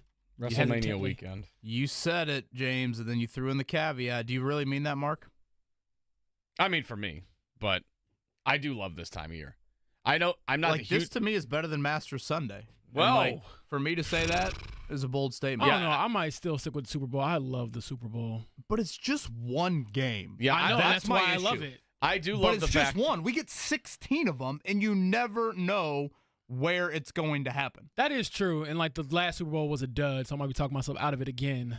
Yeah, this is a great time to just, especially like if you have YouTube TV and you can do the multiple like that is multi-screens and all that stuff. I mean, there's nothing better. Like I'm to sit on the couch and do nothing the rest of the day. I don't know. The baseball diehards might throw out opening day. I don't think we'll get there, but maybe in 10 to 15 years, if you get 4 college football playoff games on one day, you know, we got 3 of them this year. Remember, you had Indiana and Notre Dame on the Friday night. Now, those 3 games, if I'm not mistaken, weren't they all duds? Or I don't know, maybe one of them was good. I felt like there were a couple blowouts that we got there. So maybe down the road, that day we'll start to challenge it. But boys, let's be honest. Today and tomorrow, man. I love the unpredictability of these next 2 days because there's so much. Did we mention Jack Golke's name last year on this Thursday? I might have only because I went to the Horizon League championship game and I was like, I don't know who this kid is, but he was knocking down every shot he threw down. He was making shots from the dairy bar. And then Friday, we're talking about him nonstop. So there'll be somebody that rises and we'll bring him up and we'll say, did you see that shot? I mean, it's already happened. I mean, I don't know if you had, shouting on an Alabama State player on your bingo card coming into the week. And then the guy named Amar Knox. Yeah. I think it's just fun, too, from like a camaraderie standpoint. Like, my daughters are filling out brackets. They don't know a damn thing about anything. They're probably going to do better than I do, though, and I like have a little bit of knowledge of what's going on. But just everybody, I have no skin in the game in VCU or anything like that. But I'm rooting for VCU to win because they're advancing. So it is kind of nice to just you have these interests just because they're on your bracket. So you have all of a sudden teams you have no information about. You're rooting for and everything. It's kind of cool. I mean, the last thing Maddie said to me last night before she went to sleep, she goes, "Oh shoot, I forgot to fill out my bracket." I'm like, "Wait, what? Really? That's on your mind right now?" And I was like, "Good news. The first game's out till 12:15." Kevin got all excited. You are raising these kids right, Kevin Bowen. I will tell you that much. You got plenty of time here in the morning there. Yeah, Rosie filled out hers yesterday. So bracket time alive and well. Creighton, Louisville getting us started 12:15 today. Again, Purdue and High Point, 7.5-point favorite. The Boilers in that one. So your guys' Final Fours are what again? For those who haven't heard. I went Auburn, Maryland, Houston, Wisconsin. Houston beating Auburn. Okay. James? Honestly, what I want is probably Houston St. John's just to see that rock fight. Can you imagine those two teams trying to bring the ball up against each other? I can definitely imagine that would be a hell of a game. Sweating thinking about it. So mine is Michigan State, St. John's, Duke, and Houston. I have St. John's and Houston in the national championship with Houston knocking off St. John's. So you went relatively chalky. I did. I feel like it usually ends up that way. I didn't pick all number ones. I feel like there will be some sprinkles in there. But now, I did not follow the rule of we have a 7-seed or worse and 10 out of the last 11 Final Four. You told me that's what you were going to do, too. You lied to me, Kevin. I know. Mark Dyckton, what do you got? My Final Four, I did follow that rule, by the way. I have Auburn, St. John's, Duke, and Gonzaga. I have Duke beating Auburn in the national championship. So Gonzaga would be upsetting Houston in round 2. And, like, same with James. Like, it gets kind of chalky at the end, but I have, what did I say, 7 or 8 double-digit seeds winning these first couple games. So it gets kind of wild to start, and I feel like then it kind of settles down after the first weekend, and we kind of get a little chalky. I feel like that's like the not case. True. Like, I know we all say that, but that's not true. Like, we've had a 7 or worse in the Final Four 10 out of the last 11 years. That's why none of us do well on these brackets. It's just for fun. Like, that's what makes it, I think, just so difficult. It's like, where do you find the 7, 8, 9, 10, etc.? I mean, hell, we've had an 11. UCLA was in the play-in game and made it all the way to the Final Four at Lucas Oil Stadium. I'll tell you right now, it ain't happening this year because mine's going to be right. Okay? My Elite 8, I have a 7 and an 8. I have St. Mary's and I have Gonzaga. I do have St. Mary's in mine as well. But, I mean, Kevin, I just want to look at my bracket like a little bit longer while it's still perfect. Mm-hmm. and then just like, oh man, I made the wrong. Oh man, I knew this. Like, you know. I'll be cursing myself when I'm just like, what the hell was I thinking with McNeese beating Clemson? Like, I took on one of the betting apps. They had a boost of like an 8 seed or worse making the Final Four, and even though I didn't predict that in my bracket, I took that because the odds were so good. Trying to think what that was. I'm glad you say one thing and do another. That's always good. So what did you get on that Mark, then? Get him. I know. Get him. Oh, I'm going to do it. Oh, actually, I not didn't real do it. conviction, Well, you know? That's what happens, but yet I just don't have the conviction to go ahead and do that. That was plus 570. Who did if you bet $10 on that, $57. Is it an ego check, Kevin, since you have kids like I do? Is it an ego check if your kids do better than you do? Oh, Rosie had a better Maddie had a better bracket than I did last year. What did Rosie and Max end up picking? Max didn't. He was too busy biting his classmates at school. He's still recovering from his Colts predictions. We're having to yell at him for that. I kind of forget what Rosie had. She was big on the mascots. Yeah. I think because like obviously I'm not saying I was saying school names, but when they see the logos, obviously the green and orange on the Florida Gator was very popular. So they had Florida going pretty far, and then my youngest daughter went rogue and went Missouri. And then my oldest daughter went with James Boyd's Illini. So she's feeling pretty confident, unlike James. I mean, I wish I had Addison's confidence, but I do not. Or maybe it's not. Maybe she hasn't felt the pain that I felt watching this team this season, because they can play with the best of them and they can get blown out with the best of them. But, shout out to her. Darren DeVries, what does he think high school portal-wise? How's he going to build it? We'll throw that audio at you next. 9 o'clock hour here. March Madness Day 1, a little over 3 hours away from the action getting started.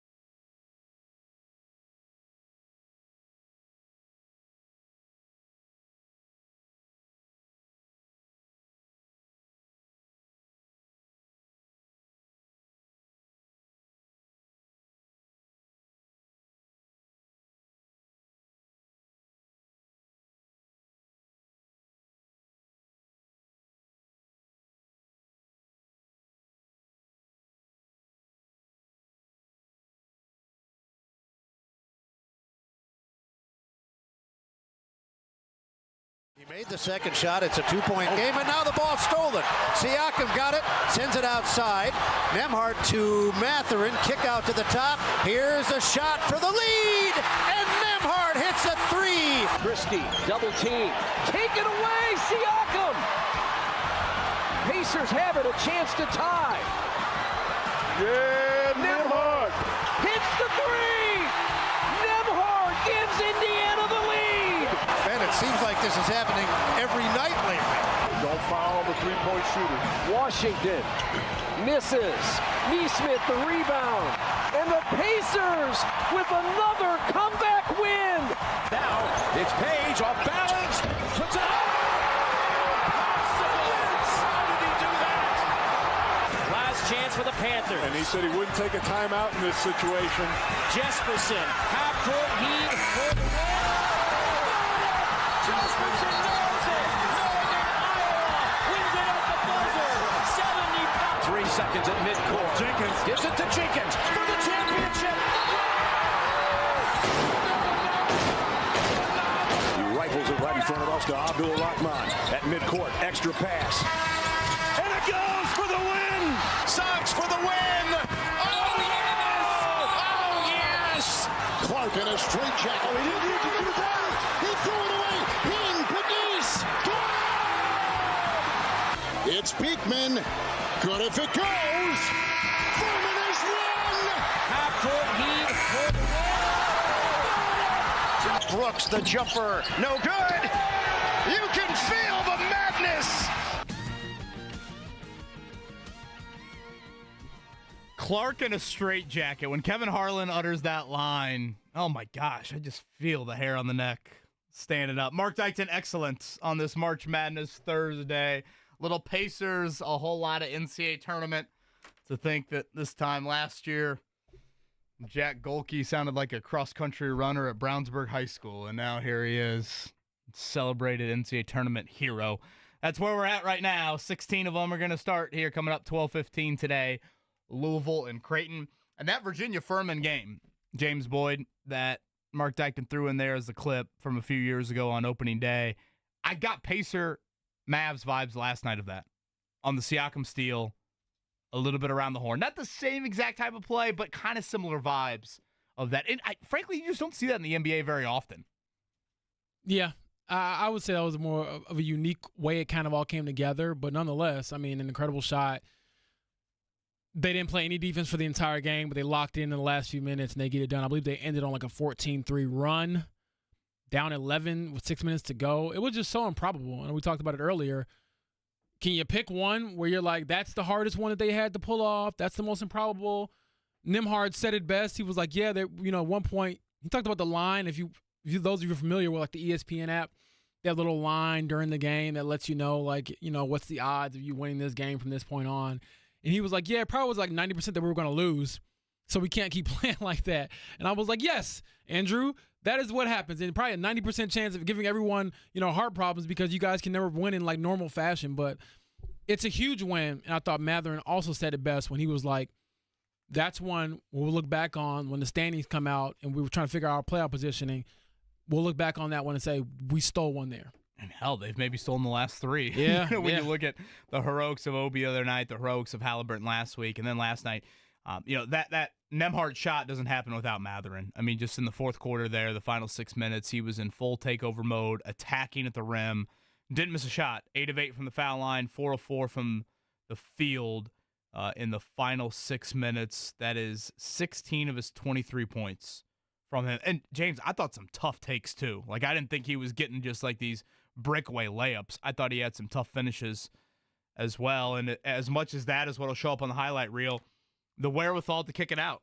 I thought he easily could have forced it there after the Siakam steal. I thought he had almost earned the right to force it, especially without Halliburton.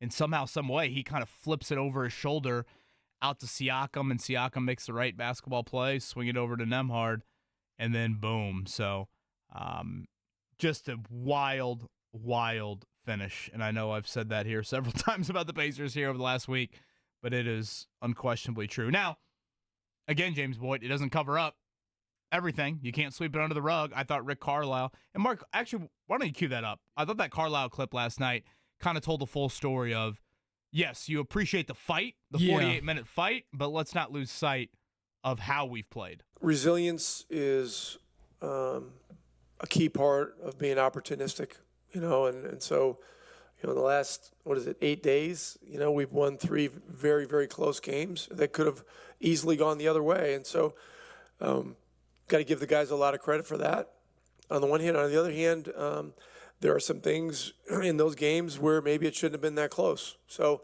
we got to constantly study it. We have to, we set standards and we need to work to maintain standards. And when you do that, the score is not, the final score is not the thing. I mean, you can win a game and fail meeting standards, and you have to address those things, so otherwise it becomes a negative feedback process. I thought that was very honest and very candid from Rick Carlisle. Like I said, some of the players echoed that same message, and you've survived. And I think part of that also is realizing you don't have your best player in the lineup, and ideally in the playoffs you would. But I just thought defensively, Kevin, they got carved up. I mean, play after play after play. I know Siakam had 2 of the biggest defensive players of the game. He had the huge block on Max Christie. He had the steal.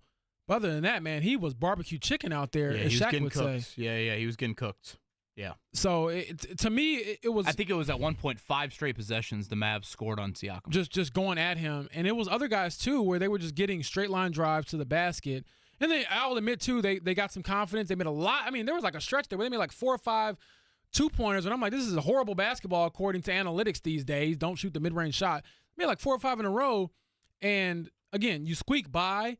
But I would definitely like to see them lock in more defensively, because that will come back to bite you in the bigger games against better teams when you're just not that engaged defensively and not that attached. I mean, yeah, you scored 45 in the fourth quarter, but you needed to because you gave up 40 to a team that had 8 players.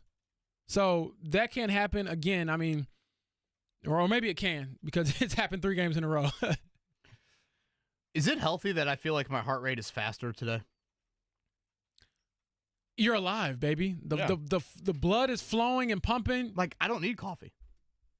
Well, you know me. I'm just wired. I wake today, up like boys. this.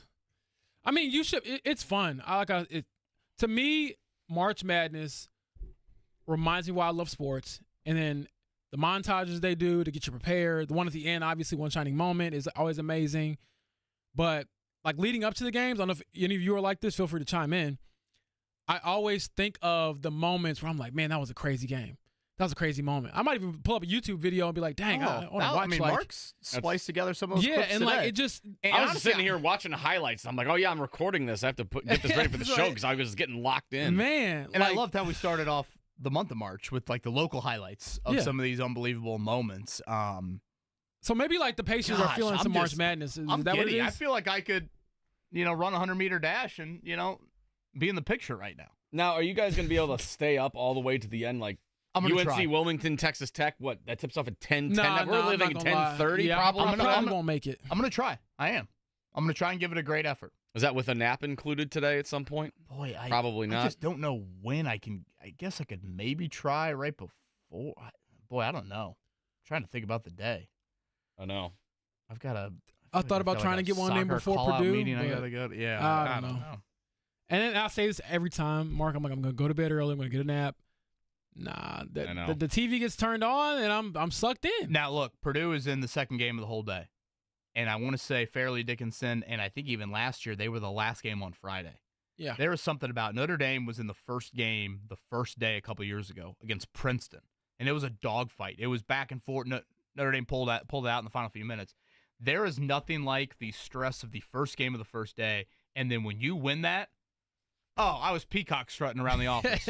I mean, I'm hoping to run into everybody. So you're walking around like, oh, are you stressed? Your team's playing today? Oh, well, mine's already advanced. I'm the one poking my head in people's cubes like, Kevin Bone, will you just go back to your office there? So, Purdue fans, if somehow, some way at 2:41 today, that buzzer goes off and you've advanced to Saturday. By the way, those tip times will be announced late tonight. I want to say if March Madness continues to operate in the same fashion, they usually do like a noon, a 2, and then they start spacing them out a little bit more. Or I should say they space them out early in the day. Gets a little bit more crowded around like 6 and 8. But, boy, if you get that win, James Boyd, you can start strutting. Is that a peacock or is that Kevin Bowen around this station? Amen. Amen to that. I mean, that's what it's about, right? And I'm excited to see this rendition of this Purdue team try to seize the moment. I know a lot of the narrative, if you're a player, you got to make up not even make it up, it's reality. You lost the best player in the country. You lost one of the greatest players in NCAA history. And now people are asking, can you do it again? And obviously, I don't expect him to go on a Final Four run, but to have an opportunity to advance and to show that you're more than Zach Edey or you're more than what you used to be, and just a different version of it. So I don't think this team is as good as last year's team. Obviously, that would be super naive to think that. But, I mean, Braden Smith isn't some slouch here. You know, he's a guy. He's a dude, first-team All-American. And so those dudes really make their names in March. And so I think he's going to, go out there and try to seize the moment along with Trey Kaufman-Wren. And like I said, I feel good about the supporting cast as of late. I would agree. So, and I'll even throw in the freshmen. I think Jakari Harris has settled in a little bit more here. Again, C.J. Cox, at times I've kind of compared him to a bit of a Nemhard of kind of just does a little bit of everything, Yeah. maybe not the most flashy. He's going back home for this game. So, again, keys from Purdue, they have got to keep High Point out of the paint. That is an abundant stressed key from their coaching staff. And then we'll see about Lawyer and the effect of this, because last time out, what was that, a week ago? I guess it would have been a week ago Friday. All three of those guys struggled. Braden Smith, Trey Kaufman-Wren, and Fletcher Lawyer. Lawyer had the injury in the game, but he had an 0-for-6 effort in that one. So, again, 12:40 today, Purdue and High Point. True TV, baby. We have thrown some Darren DeVries clips at you here. High school portal balance. That certainly is a very popular question. I would say in our state, you see very differing opinions of that, particularly West Lafayette to Bloomington. Here was Darren DeVries yesterday at his introductory presser on putting together a roster. Certainly everything's changed from 5-10 years ago, right, in terms of high school recruiting, the portal and things. In our ideal world, we would build it from the high school up. This first year, that's not possible. We're going to have to fill some holes in the roster through the portal. And then your hope is in each year, you might lose a guy or two. Your hope is that they love it here so much that nobody ever wants to leave here. And then you replace a few guys with the portal, continue to build through the high school. Hopefully as a sophomore then you can keep 2 or 3 high school kids and then get 2 or 3 freshmen. And now over the course of time, you're going to be able to build some consistency within your roster. Because the last thing you want to do is every year come in and have to sign 10, 11 new guys. That's just hard to make it function. The first year you got to do what you got to do to get a roster put together, and then we build from there. And then hopefully that retention is as close to 100% as we can, because like we said, they just love it here. They enjoy it. We got the resources for them to stay here, and now you can build consistency, and that's ultimately what you want to get to. Portal it up this year, and then throw in some high school action here moving forward. I ultimately think building a winner will make you want to stay as well. As much as your role, but if you're around a program where you're like, man, every guy that's kind of waited a little while for their turn, they've been rewarded and they've won here. Maybe that can be enticing if you build it the right way. So I'm excited to see it. They'll look so much different. We talked about it earlier. We'll see probably a lot more shooting on the upcoming roster or rendition of this IU team. And Lord knows they need it, because there were times this past season where I'm like, man, you've done everything right, but put the ball in the rim. And it's just hard to win like that at a high level. I thought the Oregon game was so fitting that's the final game of the Woodson era. The 50% from the foul line, the 25% from 3, the 30% from the floor. That's kind of how they were. Just a bad shooting team, fundamentally. Just a bad shooting team. And I think the Indiana recruiting class is moving forward. Again, you're in a different tax bracket, so he's going to have resources available to, Darren DeVries is going to be sitting front row at Peach Jam, in the mega game. I don't know how many times he was doing that necessarily in recent years. So, yeah, you can do that, but I do think their recruiting classes will have a little bit of a Purdue flair to it. I don't think Luke Ertl necessarily is this top 50 recruit. No. But, again, it's about fit. And obviously Braden Smith's the poster child of it, being the only high major offer. And, look, Purdue still had. Purdue recruited Kanan Catchings and had him, locked up all the way till the end there. Trey Kaufman-Wren was a very highly ranked recruit as well. So I don't want to act like Purdue is just totally Daniel Jacobson, who broke his leg early in the year, and a guy that Purdue, whenever Purdue's season comes to an end, continue to circle that injury because that was a huge injury for them on opening night. But they just, I mean, it sounds like a broken record, but they just put the damn puzzle together so well. They do. And you have the biggest puzzle piece being the point guard. I mean, he's the one that the proverbial straw that stirs the drink. I mean, he makes everything go down there in West Lafayette. So he'll have to do the same today, and kind of pivoting back to Purdue for them to advance. And I think that he's up for the challenge. I mean, I've just been so impressed with his development, which is another thing that, stands out to me about Purdue is like the players who stay there get better. And I don't know if that was always the case with IU. And even the players that transferred in, it's like, you look at their resume coming in, it's like, okay, they have some promise, but did you feel great about Miles Rice, in this season? Did you feel great about homegrown roster development was an issue for Indiana? Yeah, so whatever. You get a 4-star kid, and you obviously want to grow and develop that kid, and too often they did not. So I thought the Darren DeVries comment about, again, roster construction is not about collection of players. It's about building a team that can function together. Did he win the press conference, by the way? That's always what oh, man. Did he win it or did he lose it? If you can nerd out over words, I think the words made you nod your head a lot. But I'll say what I said to you to open up the show, James Boyd. If you would have told me next week the state finals at Brownstown Central's the 3A state rep, and you would have thrown up Darren DeVries as Brownstown Central's head coach, I'd be like, oh, yeah, that makes total sense. He definitely had a huge nerd. That's me when it comes to words and language. But I think that he definitely looked like the prototypical, hey, throw on the suit for the state final guy. I probably haven't worn the suit all year. Right. But I mean, literally, yeah. Like, it looked like he bought his tie, like, on the way in. 100%. I mean, there is not glitz and glamour, and there's not. I was again, like, man, I might have a better suit at home in my closet. I think there's passion there. Like, Shane Steichen has passion. Yeah. But, like, it's not the root and rah-rah nature to it that, maybe some other coaches give off. That's why I'm excited to talk to people around him. I know we'll probably get a few of them on the air, and I'll work hard, even just myself. I know I've talked to you all about this behind the scenes, but I do have contact information for some of his former players at Drake who played with him for a number of years. So maybe we can, get them on the air to talk about how he really is. Because I look at it like this with coaches and athletes.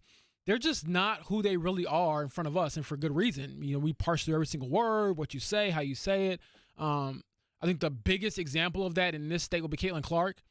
Caitlin Clark is an amazing human being, and she's so nice, in media, and she's very media trained, and she does a lot of things for her brand. But that ball goes up, and she is Kobe. She is mean. She's nasty. She's aggressive. She's not this super nice teammate. And I say that because she's a winner.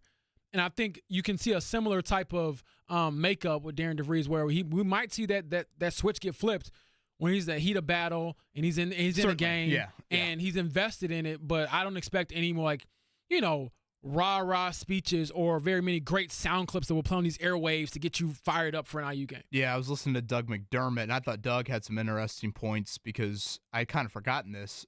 So DeVries was first under Dana Altman at Creighton, and then Greg McDermott. And at the time, when Doug was going from high school to college, Greg McDermott was still at Northern Iowa.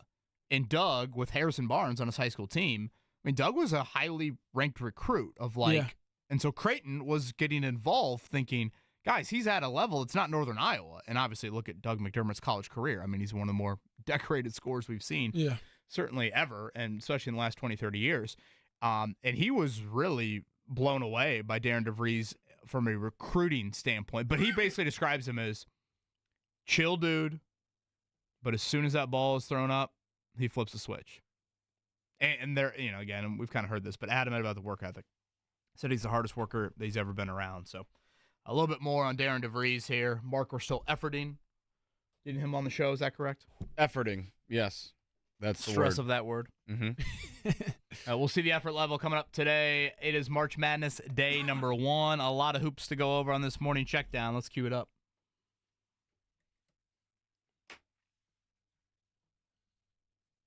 You want anything here?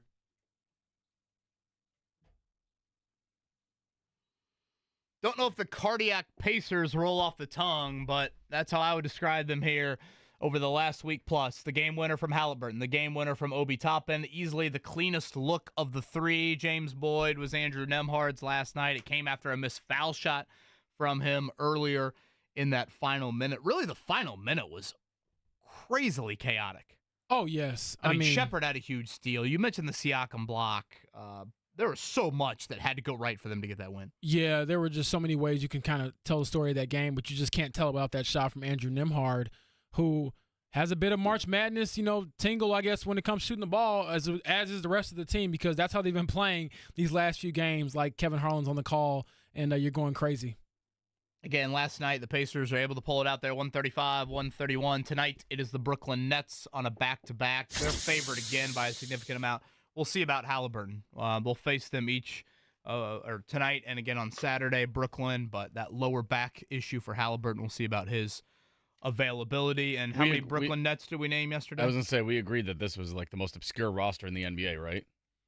I don't know, Is man. there a more obscure one than the Brooklyn Nets at the moment? I will say I know they have two Cams.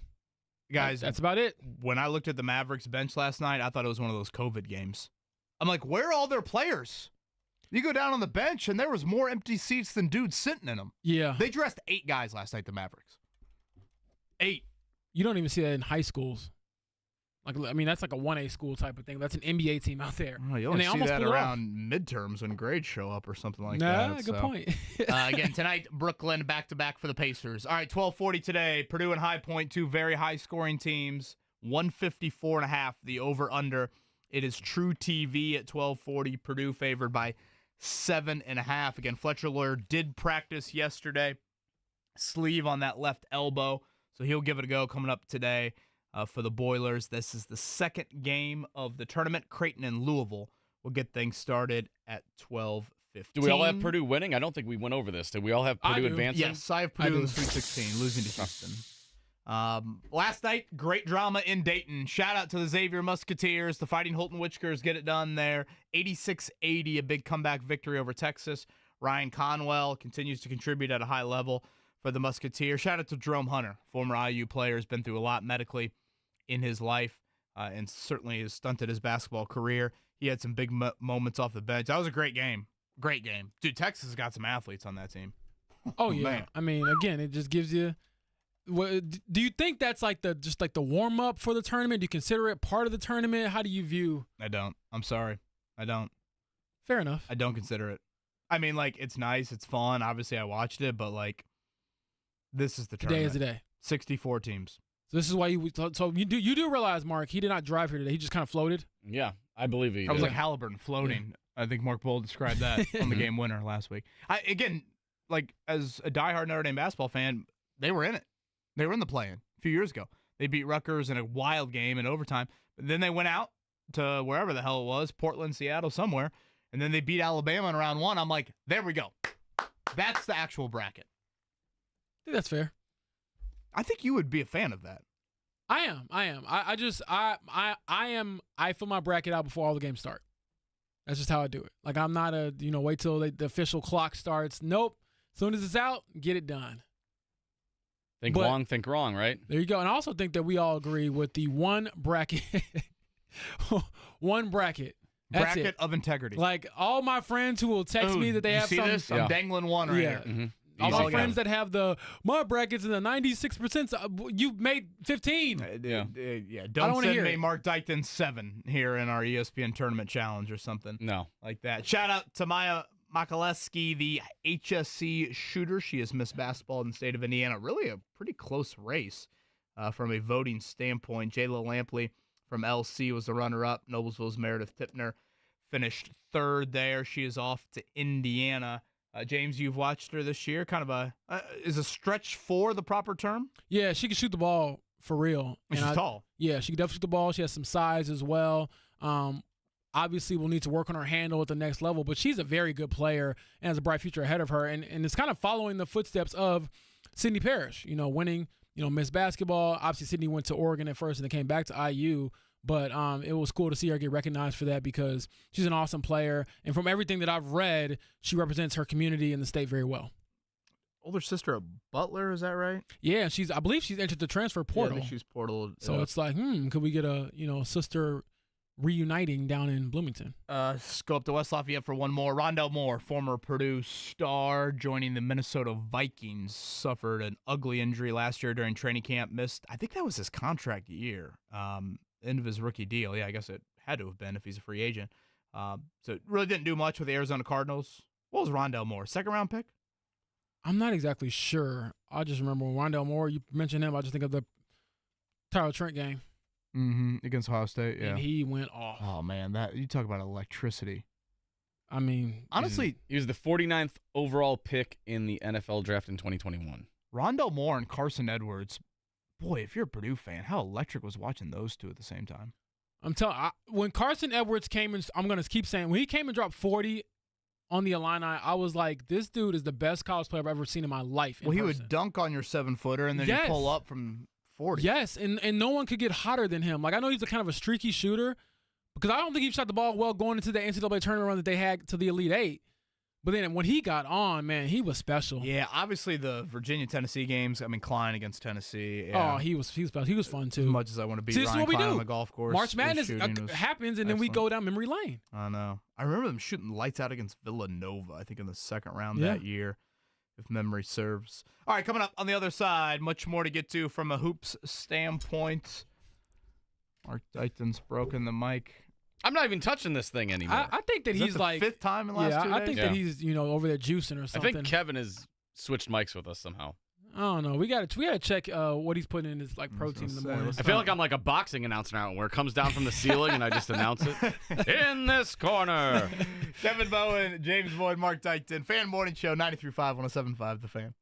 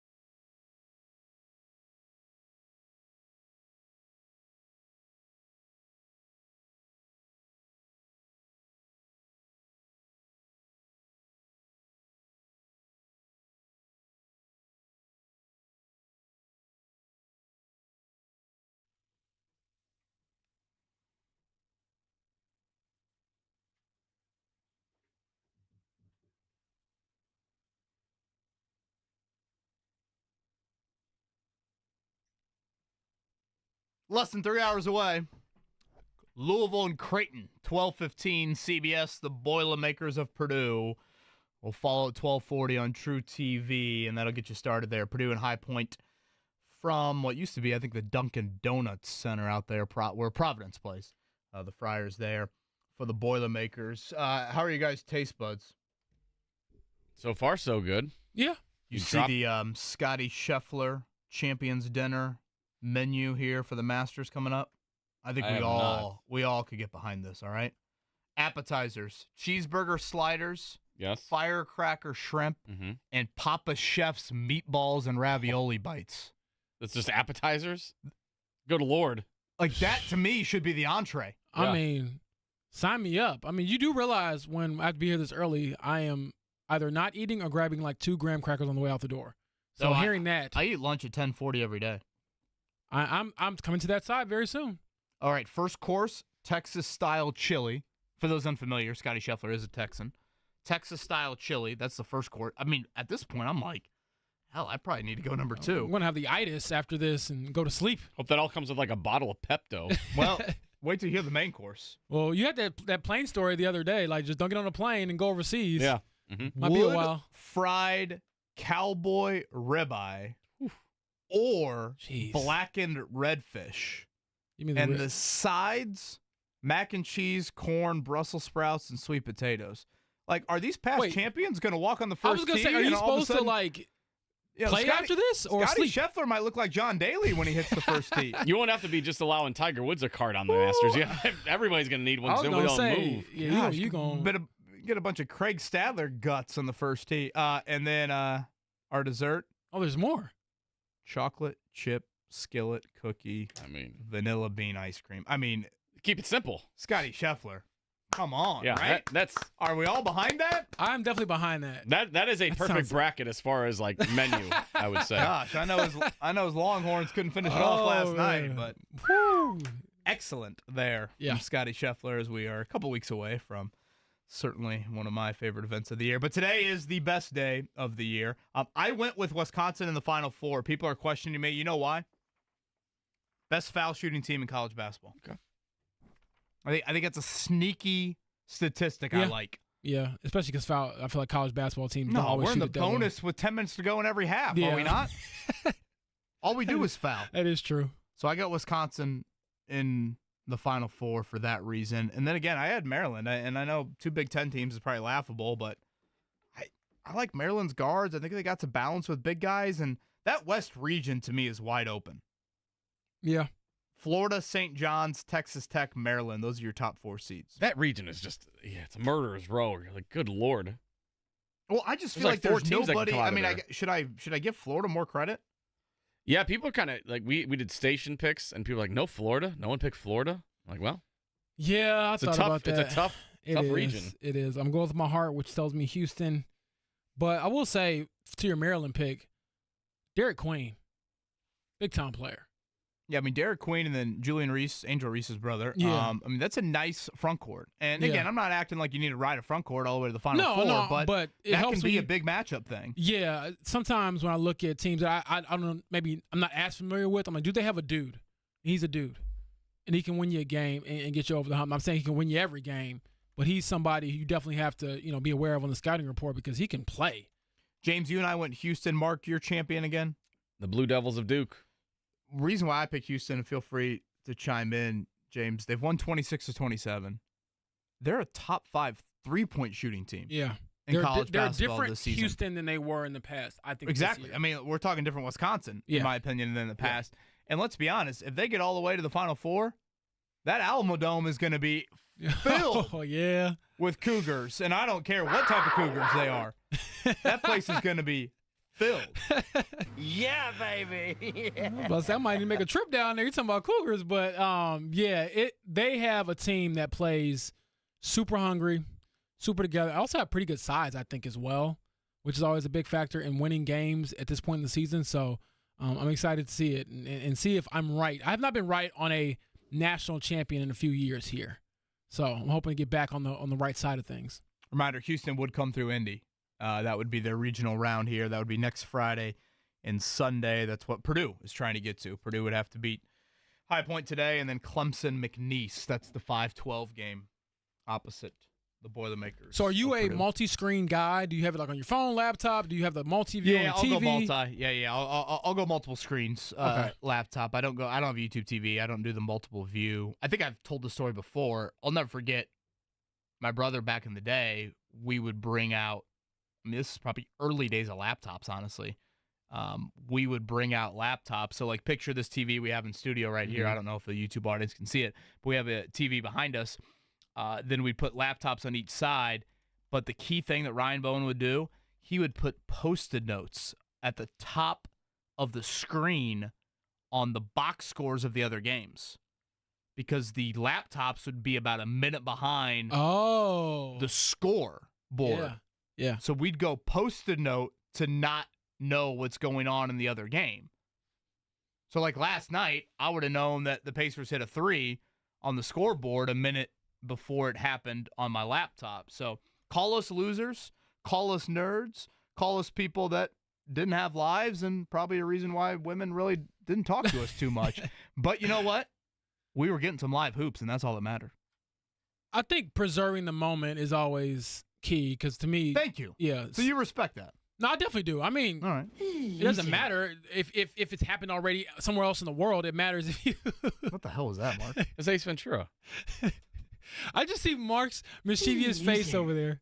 Now, Mark, you'll go YouTube TV. I've got YouTube TV. I'm going to probably multi-screen. bust out the second TV that's usually reserved for the NFL season, but I'll bust that out during the tournament. So we'll have 2 TVs going with multi-view on all of them, and my wife will be like, what a dork.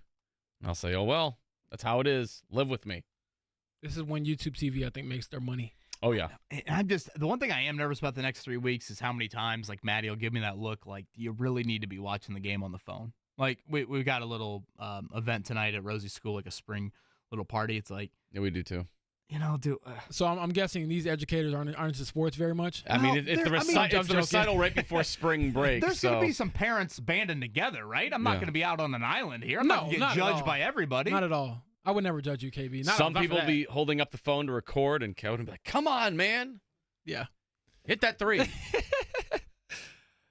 Daddy's got a lot riding on this. Because I'm always, like, selfishly, I love that Purdue, again, I speak very from a biased standpoint, and, like, I love when we get appointment television during the workday.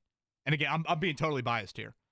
Because, like, selfishly, I'm doing nothing from 12:40 to 2:40 today, so boom. I love that Purdue's playing.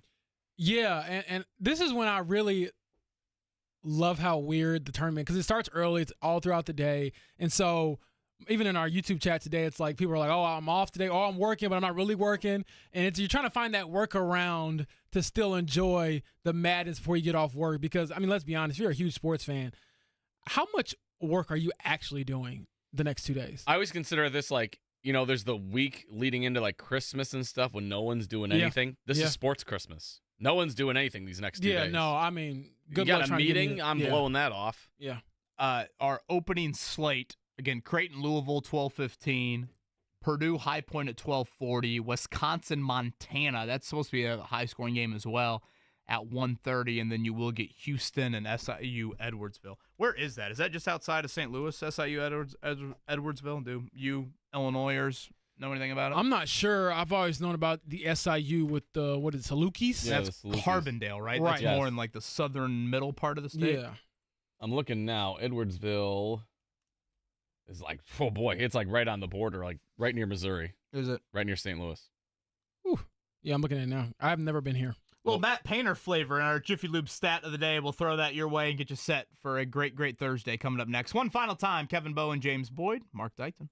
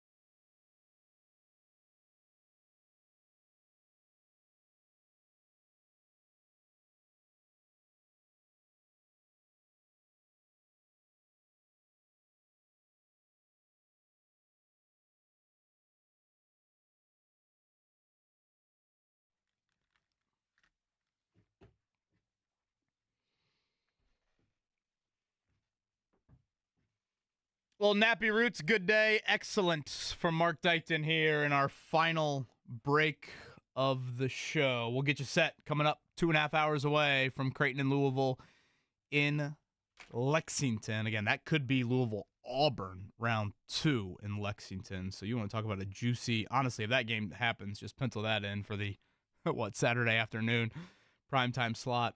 If we get that, speaking of the tournament, Mark Dykton, you cue up a little Jiffy Lube stat of the day? I got so many animal sounds. We got so many animal sounds fired up. I forgot to grab the Jiffy Lube. Could have sworn in the break we said, yeah, we got to do the Jiffy Lube stat of the day here coming up. Hold on since 1985, Jiffy Lube, your Indiana oil change here. Of the top 5 coaches there you go.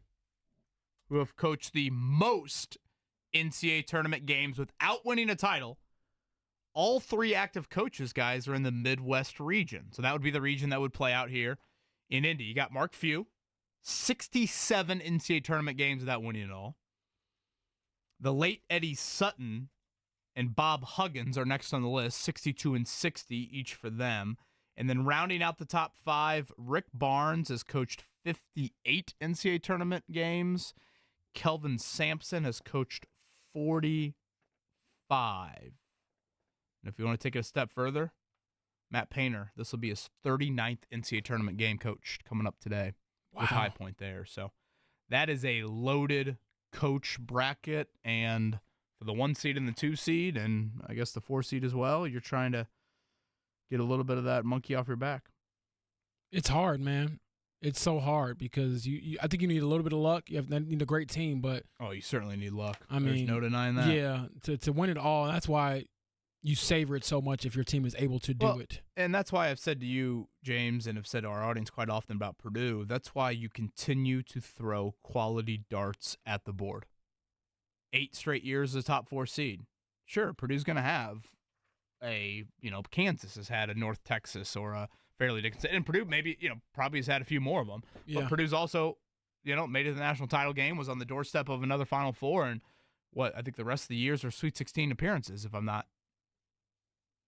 mistaken on that. What does Purdue, I guess, need to do here for us to sit here at the end of the season and say, successful year?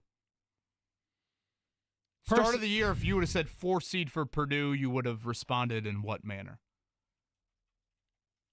Personally, I would think a Sweet 16 berth. We had a successful season. I think 4 seed checks the regular season box, does it not? Yeah, I think regular season wise, yes. That's fine. Obviously, you would, if you're a Purdue fan, you would have liked to see them be better down the stretch to maybe push for that, right? Regular season title in the Big Ten. But I think if they're able to get through to a round with a nickname, i.e. the Sweet 16, that is a successful season. You lost the best player in the country to the draft, and not only the best player in the country, one of the best players in college basketball history. So you're not going to be the same team. You're not going to be as good, but to still be respectable and kind of win some games and kind of show that you're the experienced, established group that you are, I think you can say that was a successful season. Yeah, I've got Purdue in my Sweet 16 losing to Gonzaga. So if they get to the Sweet 16, I can't see that wouldn't be a successful season. No, granted, Purdue fans would be mad about losing to Gonzaga when you're playing in Indy, but this is kind of wild. I'm pretty sure Purdue was the 14th overall seed in the bracket, like when they did the seed list 1 to 68. Guys, the AP poll had them ranked 14th at the start of the year. So they literally matched the preseason ranking. Now, narrator's voice, a team that did not match that, Indiana was ranked 17th in the AP poll. Well, that's why Purdue's where they're at and Indiana's where they're at, right? We're introducing a new coach yesterday while Purdue gets ready for High Point. Pacers in action tonight. What did I see the line at? 7-8? I don't know, Mark, you're the degenerate of the group. Did you see it? I have not looked at it yet. Been consumed with brackets. I will try to get it in here before we get I just opened up the betting app and I got one of those reality check things. Like I've been in it too much. Are you alive, sir? I feel really good about this bet that I laid out here. I bet the Auburn-Houston in the final game. And I got that for plus 1,400. Okay. So that would be $10 to win 140. Like if you feel good about your national title and you want to gamble a little, I like that. I laid down 4 bets for anyone that cares for the tournament. I did the 8 seed or worse to be in the Final Four. That was plus 570. That goes against my bracket. That's kind of an emotional hedge. And then I put Maryland and Wisconsin. I got great odds on those, plus 1,000 and plus 1,200. For those Boiler fans that are really feeling optimistic, there's a bet out there, a boost. You can get Purdue to win the national championship at plus 16,500. So $10 bet pays out $16,000. 16 grand or 1,600? All right, what'd I say? Hold on. I mean, trust me, if you throw a comma 1,600. Anywhere. Sorry. Okay. Yeah. I looked at the boost and then I didn't do that. I just wanted to make sure that our audience was even still up to date on that. I think Purdue will get it done. I'm a little bit more uneasy as the week has moved along, but I do think Purdue, the phrase of survive and advance, I think will be alive and well in Providence for the Boilers. Minus 8.5, by the way, for the Pacers tonight. It's like the same as Purdue almost. Mm-hmm. Close with Purdue? Blowout? I think they win by double digits. Ooh, you got a cover there. I feel like High Point might make them sweat a little bit, but they'll pull away at the end. The fact that High Point can score, I feel like they're going to kind of hang around a little bit more than some of these other mid-majors would. We'll have you covered again all show long for you here. Again, 12:15, games will get started. Purdue and High Point at 12:40, I'm assuming. Especially John will have some Purdue-related guest joining the show here. One final time, our Final Fours around the horn. Boys, Auburn, Maryland, Wisconsin, Houston for me. I had Houston over Auburn. Mark Dykton, your Final Four? Auburn, St. John's, Duke, Gonzaga. Duke being Auburn in the national title. James Boyd? My Final Four? Yes. Michigan State, St. John's, Houston, and I believe Auburn. So I would take, Duke, and I would take Houston to win it. We'll do it one final time on Friday. Everybody enjoy the greatest